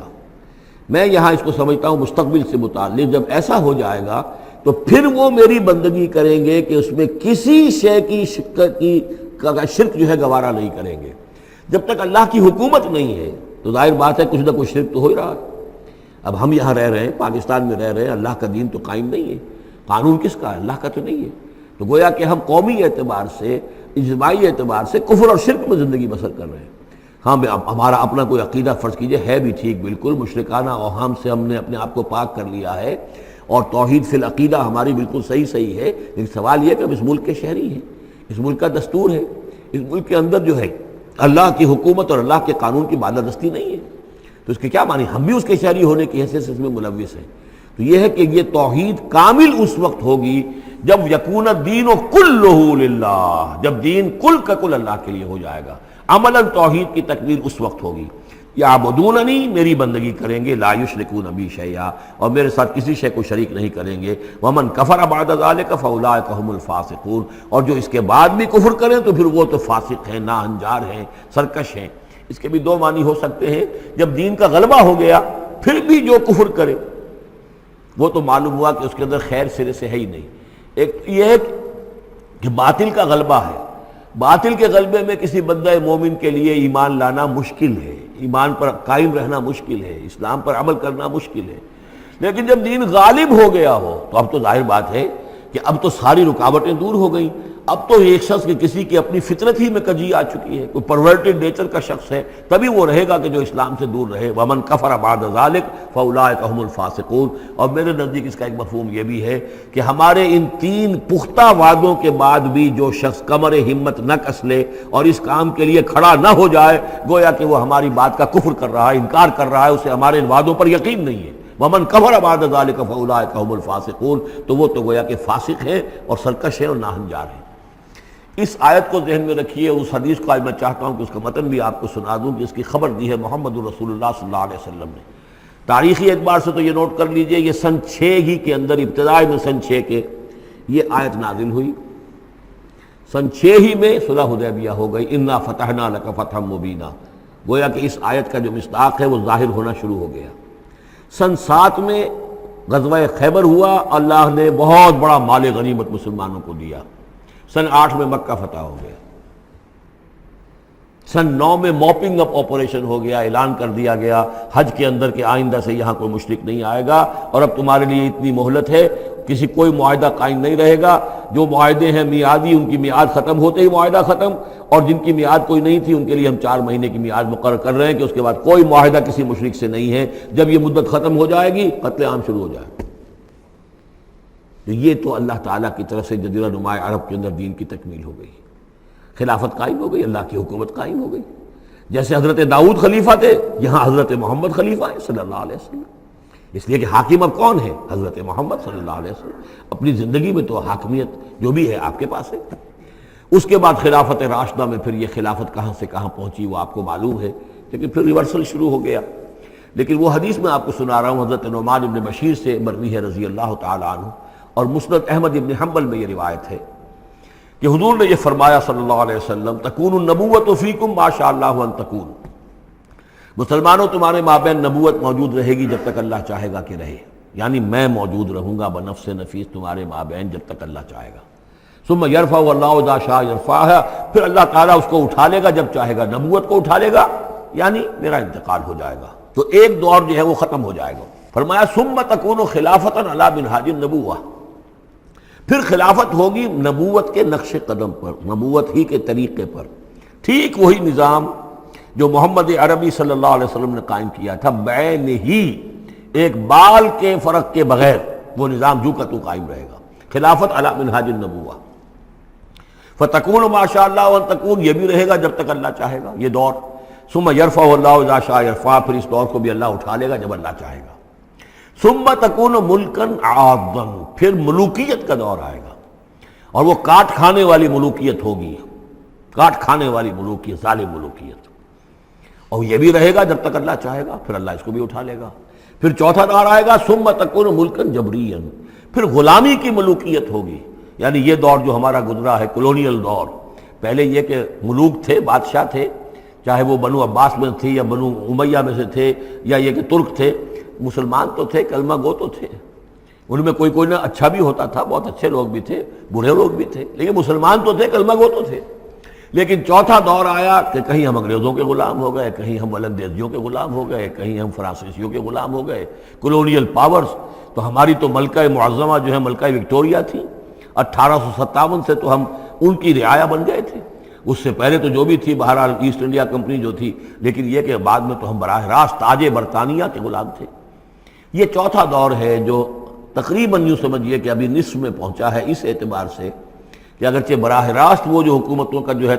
جو یہاں پر تھا، جو بساط بچھی ہوئی تھی، وہ لپیٹ دی گئی ہے، لیکن ابھی مالیاتی اعتبار سے ریموٹ کنٹرول سے وہی قوتیں ہیں کہ جو آج بھی کنٹرول کر رہی ہیں ہمیں، یہ ریموٹ کنٹرول ہے۔ ابھی یہ چوتھا دور ختم نہیں ہوا ہے، پہلے یہ براہ راست آکوپیشن اور اپنی حکومتیں، اپنی فوجیں لا کر، اب یہ ہے کہ اس کے بغیر بائی پراکسی، چاہے ہمارے ہی آدمی بیٹھے ہوئے ہیں، لیکن اصل میں سارا جو ہے یہ مالیاتی جو ہے استعمار ہے، ایک نیا عالمی استعمار ہے۔ لیکن یہ استعمار جو ہے اس طرح کا کولونیل رول نہیں ہے کہ انگریز موجود ہیں، ان کی فوج موجود ہے، یا فرانسیسی فوج موجود ہے، یا اطالوی فوج موجود ہے، بلکہ یہ تو IMF اور ورلڈ بینک کا نظام ہے اس کے تحت، اور ملٹی نیشنل کمپنیوں کی۔ لیکن جو چوتھی جو خوشخبری کی بات ہے وہ یہ ہے کہ حضور نے فرمایا بالآخر یہ چوتھا دور بھی ختم ہو جائے گا، اور خوشخبری یہ ہے کہ ثم تکون خلافۃ علی منہاج النبوہ، پھر دور آئے گا خلافت علی منہاج النبوہ کا۔ ثم سکت رسول اللہ صلی اللہ، اس کے بعد حضور خاموش رہے، اس لیے کہ اس کے بعد پھر دنیا کے خاتمے کا معاملہ ہے۔ وہ خاتمے کے بارے میں عرض کر چکا ہوں، ایک طویل عرصے تک تو پوری دنیا میں وہ خلافت علی منہاج النبوہ رہے گی، گلوبل، اس لیے کہ حضور نے یہ بتا دیا ہے کہ اب جب یہ خلافت علی منہاج النبوت کا نظام آئے گا تو کل روئے ارضی پر ہوگا۔ مسلم شریف میں روایت ہے، یہ حضرت ثوبان حضور کے ایک آزاد شدہ غلام تھے، جیسے کہ حضرت زید ابن حارثہ بھی حضور کے غلام تھے، آپ نے آزاد دیا تھا، اسی طرح حضرت ثوبان بھی ہے، مولا ان ثوبان مولا رسول اللہ صلی اللہ علیہ وسلم۔ اس میں روایت کیا ہے، حضور نے فرمایا ان اللہ زوالی الارض، اللہ نے میرے لیے ساری زمین کو لپیٹ دیا یا سکیڑ دیا، فرائے تو مشارقہا و مغاربہا، تو میں نے سارے مشرق دیکھ لیے زمین کے، سارے مغرب دیکھ لیے، وَإِنَّ أُمَّتِي سَيَبْلُغُ مُلْكُهَا مَا زُوِيَ لِي مِنْهَا، اور میری امت کی حکومت ان تمام علاقوں پر قائم ہو کر رہے گی جو اس طرح زمین کو سکیڑ کر یا لپیٹ کر مجھے دکھا دیے گئے۔ اور یہ روایت صحیح مسلم کی ہے۔ اسی طرح کی ایک اور حدیث ہے حضرت مقداد بن الاسود سے رضی اللہ تعالی عنہ کہ اس روئے ارضی پر کوئی گھر اور کوئی خیمہ نہیں بچے گا، یعنی سیٹلڈ جو علاقے ہیں جہاں گھر ہیں، شہر ہیں، گھر بنے ہوئے ہیں، مکان بنے ہوئے ہیں، یا نومیڈک ٹرائبز جہاں بھی ہیں کہ وہ اپنے خیمے لے کے ادھر سے ادھر جاتے رہتے ہیں، نہ کوئی گھر بچے گا نہ خیمہ جس میں اللہ کا دین داخل نہ ہو جائے۔ بعز عزیز اور ذل ذلیل، یا تو یہ کہ گھر اور خیمے والا اسلام قبول کرے گا، اسلام اس کے گھر میں داخل ہوگا، اس کا بھی اعزاز ہوگا، اور یا وہ گھر والا اسلام قبول نہیں کرے گا لیکن اسلام کی بالادستی جو ہے تسلیم کرنی پڑے گی۔ یؤت الجزیۃ عن ید وہم صاغرون، یہ جو ہم پڑھ آئے ہیں سورہ توبہ کے اندر، تو گویا کہ اس کے گھر میں بھی اسلام تو آ گیا لیکن وہ بدبخت جو ہے اسلام کی نعمت سے اور اس کے اعزاز سے محروم رہا۔ یہ ہے وہ خبر کہ جو ہے صحیح احادیث ہیں، اور یہ منطقی طور پر بھی سمجھ لیجئے کہ قرآن مجید میں یہ بات واضح کر دی گئی کہ حضور کو بھیجا گیا غلبہ دین کے لیے، 3 دفعہ فرمایا۔ سورہ توبہ میں ہم پڑھ چکے ہیں، 2 مرتبہ آگے اور آنا ہے، هو الذی ارسل رسولہ بالہدی ودین الحق لیظہرہ علی الدین کلہ، اور 5 مرتبہ فرمایا کہ حضور کو بھیجا گیا پوری نوع انسانی کے لیے۔ اس کی سب سے نمایاں اور سب سے جو لوگوں کے اندر عام طور پر معروف آیت ہے وہ یہ ہے وَمَا أَرْسَلْنَاكَ إِلَّا كَافَّةً لِلنَّاسِ بَشِيرًا وَنَذِيرًا۔ ویسے ہم پڑھ آئے سورہ انبیاء میں وَمَا أَرْسَلْنَاكَ إِلَّا رَحْمَةً لِلْعَالَمِينَ، اس کا بھی مفہوم یہی ہے، تمام جہان والوں کے لیے ہم نے بھیجا ہے آپ کو رحمت بنا کر، اور ہم نے نہیں بھیجا ہے محمد آپ کو مگر پوری دنیا کے لیے، پوری نوع انسانی کے لیے بشیر اور نذیر بنا کر۔ ان دونوں کو جوڑیں تو اس کا منطقی نتیجہ بھی یہ ہے کہ حضور کی بعثت کا مقصد مکمل ہوگا ہی اس وقت جبکہ کل عالم انسانیت پر دین حق غالب ہو جائے، اور یہ ہو کر لینا ہے۔ ومن کفر بعد ذلک فاولئک هم الفاسقون واقیموا الصلاۃ وآتوا الزکاۃ، اور نماز قائم کرو اور زکوٰۃ ادا کرو، واطیعوا الرسول لعلکم ترحمون، رسول کی اطاعت کرو تاکہ تم پر رحم کیا جائے۔ چونکہ روح سخن منافقین کی طرف ہے، اور میں نے آپ کو بتایا تھا ان پر جو شاخ گزر رہی تھی وہ در حقیقت رسول کی اطاعت تھی۔ بار بار کہتے تھے یہ اپنے جی سے بات کہہ دیتے ہیں، آیت تو ابھی اتری نہیں، ابھی کوئی آیت تو آئی نہیں، قرآن میں تو ابھی یہ حکم آیا نہیں۔ یہ معاملہ جو ہے ان کو شاخ گزر رہا تھا حضور کی اطاعت۔ وَأَقِیمُوا الصَّلَاةَ وَآتُوا الزَّکَاةَ، اور نماز قائم کرو اور زکوٰۃ ادا کرو، وَأَطِیعُوا الرَّسُولَ لَعَلَّکُمْ تُرْحَمُونَ، اور اللہ رسول کی اطاعت کرو تاکہ تم پر رحم کیا جائے۔ لَا تَحْسَبَنَّ الَّذِينَ كَفَرُوا مُعْجِزِينَ فِي الْأَرْضِ، یہ کافر یہ نہ سمجھیں کہ وہ اللہ کو تھکا دیں گے یا ہرا دیں گے اس زمین میں۔ وَمَأْوَاهُمُ النَّارُ، ان کا ٹھکانہ آگ ہے، وَلَبِئْسَ الْمَصِيرُ، اور بہت برا ٹھکانہ ہے۔ یا ایھا الذین آمنوا لیستأذنکم الذین ملکت ایمانکم، اب وہی جو سماجی احکام کچھ دیے گئے تھے کہ اذن لیے بغیر تم داخل نہ ہو گھر میں، اور اس طرح کے آداب جو ہیں معاشرتی، ان کے ضمن میں مزید احکام آ رہے ہیں۔ یہ سورہ مبارکہ کی ترتیب یہ ہے، یوں سمجھیے کہ جیسے کوئی انگوٹھی ہو اور بڑا سا ہیرا جو ہے لگا ہوا ہے دونوں طرف، جو ہے وہ اس کا پتلے سائڈ سے، یہ ہار ہے، اور اس کے نیچے جو ہے درمیان میں کوئی بڑا ہیرا ہے، دوسری طرف موتی ہے۔ اس کے بالکل وسط میں 5واں رکوع ہے، یہ اللہ نور السماوات والارض مثل نورہ کمشکاۃ فیہا مصباح، اور آیت نمبر 35 وہ عظیم کوہ نور ہیرے کے مانند ہے۔ پھر دونوں طرف جو ہے یہ مضامین ہیں، کچھ ادھر ہیں سماجی احکام، کچھ ادھر ہیں سماجی احکام، اور اس طریقے سے یہ ایک عظیم بہت خوبصورت ہار کی شکل بن گئی۔ لیستأذنکم الذین ملکت ایمانکم، چاہیے کہ جو تمہارے غلام ہیں اور باندیاں ہیں وہ بھی اجازت لے کے اندر داخل ہوا کریں۔ والذین لم یبلغوا الحلم، اور وہ لوگ بھی تمہارے کہ جو کہ ابھی وہ بالغ نہیں ہوئے ہیں، وہ بچے بھی، منکم ثلاث مرات، 3 اوقات دن رات کے ایسے ہیں کہ جن میں خاص طور پر جو پرائیویسی کا اہتمام ہونا چاہیے، اور اس میں یہ کہ کوئی بھی اجازت لیے بغیر بچے بھی نہ جائیں۔ من قبل صلاۃ الفجر، ایک تو فجر کی نماز سے قبل، وحین تضعون ثیابکم من الظہیرۃ، اور جو تم ظہر کے وقت، ظہیرہ جس کو کہتے ہیں، اپنے کپڑے ذرا اتار کے سستاتے ہو، قیلولہ کرتے ہو، ہلکے کپڑوں کے اندر انسان لیٹتا ہے۔ ومن بعد صلاۃ العشاء، اور نماز عشاء کے بعد۔ ثلاث عورات لکم، یہ 3 اوقات تمہارے پردے کے اوقات ہیں، یہ تمہاری خاص پرائیویسی کے اوقات ہیں۔ لیس علیکم ولا علیہم جناح بعدہن، ان کے علاوہ عام حالات میں کوئی حرج نہیں ہے، بعدہن کہ وہ یعنی وہی تمہارے ملازم ہیں، تمہارے غلام ہیں یا باندیاں ہیں، یا اسی طریقے سے تمہارے بچے ہیں، طوافون علیکم بعضکم علی بعض، وہ آئیں جائیں گھروں کے اندر، ظاہر بات ہے کہ اس کمرے میں آئے ہیں، اس میں گئے ہیں، اس میں کوئی حرج نہیں ہے کہ وہ آئیں جائیں اور پھریں۔ کذالک یبین اللہ لکم الآیات، اسی طرح اللہ تعالیٰ تمہارے لیے اپنی آیات واضح کر رہا ہے، واللہ علیم الحکیم، اور اللہ تعالیٰ علیم اور حکیم ہے۔ وَإِذَا بَلَغَ الْأَطْفَالُ مِنْكُمُ الْحُلُمَ، اور جب تمہارے بچے جو ہیں، جو لڑکے ہیں، وہ بھی بالغ ہو جائیں، انہیں سب سمجھ آ جائے، جو بھی معاملات ہیں دونوں شوق کے، فَلْيَسْتَأْذِنُوا كَمَا اسْتَأْذَنَ الَّذِينَ مِنْ قَبْلِهِمْ، تو پھر وہ بھی اذن لے کر اسی طرح داخل ہوا کریں جیسے کہ پہلا حکم آیا تھا کہ اذن لیے بغیر گھر میں داخل نہ ہو۔ کذالک یبین اللہ لکم آیاتہ، اس طرح اللہ تعالیٰ تمہارے لیے اپنی آیات کو واضح کر رہا ہے، واللہ علیم الحکیم، اللہ علیم اور حکیم ہے۔ والقواعد من النساء اللاتی لا یرجون نکاحا، اور وہ عورتیں تمہارے میں سے، تمہاری خواتین میں سے کہ جو اب بیٹھ رہی ہوں، یعنی لا یرجون نکاحا، اب وہ نکاح کی امیدوار نہ ہوں، ایک خاص عمر سے گزر چکی ہیں، اب کوئی نکاح وغیرہ کرنے کا سوال نہیں ہے، بیوہ ہیں یا کچھ اور جو بھی معاملہ ہے، لیکن یہ کہ بہرحال اب معمر ہو چکی ہیں، فَلَيْسَ عَلَيْهِنَّ جُنَاحٌ أَن يَضَعْنَ ثِيَابَهُنَّ، تو ان کے اوپر کوئی حرج نہیں ہے کہ وہ جو اپنے اضافی کپڑے ہیں وہ اتار دیا کریں، یعنی بڑی چادر لے کر ہی نکلنا ان کے لیے وہ لازم نہیں ہوگا، یا اگر اپنے گھروں کے اندر بیٹھ کر وہ جو اوڑھنیاں ہیں ان کو مکل مارنے کی جو ان کی پابندی دوسری خواتین پر ہے، اس میں ان کے لیے در بھی ہو سکتی ہے، اس لیے کہ اب وہ اس عمر سے گزر چکی ہیں۔ والقواعد من النساء اللاتی لا یرجون نکاحا فلیس علیہن جناح ان یضعن ثیابہن غیر متبرجات بزینہ، لیکن ان کی نیت یہ نہ ہو کہ وہ اپنی زینت کو وہ ظاہر کریں اور لوگوں کی نگاہوں میں لائیں، نیت کا معاملہ جو ہے وہ دوسرا ہے۔ وَأَن يَسْتَعْفِفْنَ خَيْرٌ لَهُنَّ، اور اگر وہ اس معاملے میں احتیاط ہی کریں تو بہتر ہے، اس رعایت سے فائدہ نہ اٹھائیں تو بہتر ہے، اس لیے کہ شیطان جو ہے وہ ہر وقت طاق میں لگا رہتا ہے، نہ معلوم کس وقت اس کے دل میں کیا خیال پیدا کر دے۔ واللہ سمیع علیم، اور اللہ سب کچھ سننے والا اور جاننے والا ہے۔ لیس علی الاعمی حرج، اب چونکہ یہ جو احکام دیے جا رہے تھے تو اس معاشرے کے اندر ایسا بھی تھا کہ کسی خاندان کے ساتھ کچھ لوگ جو ہیں بیچارے، کوئی لنگڑا ہے، کوئی اندھا ہے، اپنے برادری کا ہے، اپنی رشتہ داروں میں سے، وہ بھی گھر میں رہ رہا ہے، وہ اپنی کوئی آزاد جو معاش اور آزاد جو ہے کوئی معاشرتی حیثیت کا اہل نہیں ہے، تو اب ان کے لیے کیا ہوگا؟ کیا یہ ساری پابندیاں جو ہیں اسی طریقے سے ان کے اوپر بھی پوری طریقے سے عائد کی جائیں گی؟ تو ان کے ضمن میں کہا جا رہا ہے کہ وہ اگر تمہارے گھروں میں رہے تو کوئی حرج نہیں ہے۔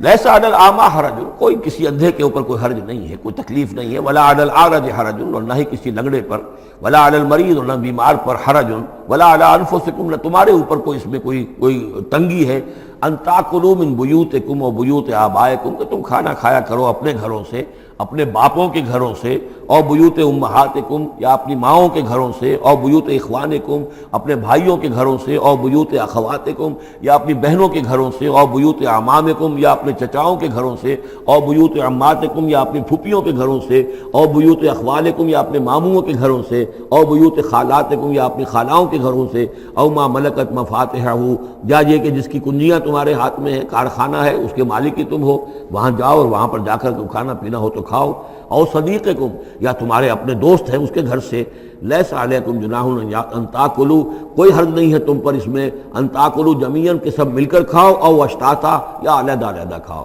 اس کو خامخواہ بعض لوگوں نے عورتوں اور مردوں کے اوپر وہ جو ہے اس کا انطباق کر دیا ہے کہ چاہیں تو عورت اور مرد مل کر کھائیں اور چاہیں تو وہ علیحدہ علیحدہ کھائیں۔ یہاں مراد یہ ہے کہ بسا اوقات ایسے مواقع پر انتظار میں بڑی دقت ہوتی ہے، جیسے آج کل آپ کو معلوم ہے کہ ولیمہ ہے اور ٹائم دے رکھا ہے 9 بجے کا اور 12 بج رہے ہیں رات کے، لڑکی والے تو آئے نہیں ہیں اس لیے ولیمہ ہو نہیں سکتا، بیٹھے ہوئے لوگ سوکھ رہے ہیں، کیا ضرورت ہے؟ جو آئے ہیں وہ کھائیں اور جائیں۔ لہذا یہ نہیں ہے کہ سب کے سب جمع ہو کر ہی اور ایک ہی جمعیت ہو تبھی وہ کھائیں، بلکہ یہ کہ اپنی ضرورت کے تحت جیسے بھی ہو، اگر سب مل جل کر بیٹھ کر کھائیں تب بھی کوئی حرج نہیں، اور اگر علیحدہ علیحدہ گروپس کے اندر یہ کھا لیا جائے تب بھی کوئی حرج نہیں۔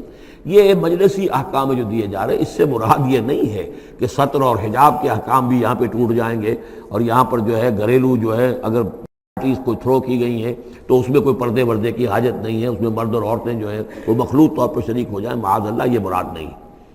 فَإِذَا دَخَلْتُمْ بُيُوتًا فَسَلِّمُوا عَلَىٰ أَنفُسِكُمْ، پھر جب تم گھروں میں داخل ہو تو اپنے آپ پر سلام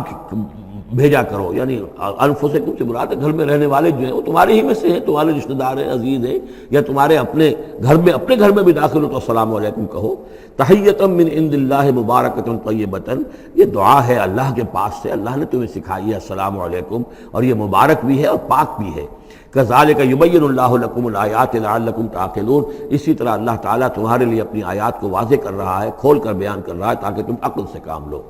اب آخری جو رکوع ہے اس کا، اس سورہ مبارکہ کا، اور اس کی کل 3 آیات ہیں، یہ خالص جماعتی زندگی، وہ جو جہاد اور قتال کے لیے یا کسی اور اجتماعی کام کے لیے حضور جب نکلتے تھے اور اہل ایمان آپ کے ساتھ ہیں، اس وقت کیا صورتحال ہونی چاہیے۔ انما المؤمنون الذین آمنوا باللہ ورسولہ، مومن تو صرف وہی ہیں جو ایمان لائے اللہ پر، اس کے رسول پر، وَإِذَا كَانَ مَعَهُ عَلَىٰ أَمْرٍ جَامِعٍ،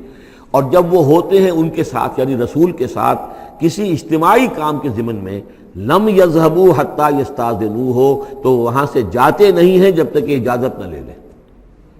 اب آپ نکلے ہیں کسی کام کے لیے، ایک نفری ہے آپ کے ساتھ، لیکن یہ کہ کوئی کہیں کھسک جائے کوئی کہیں کھسک جائے تو یہ تو صحیح نہیں ہے۔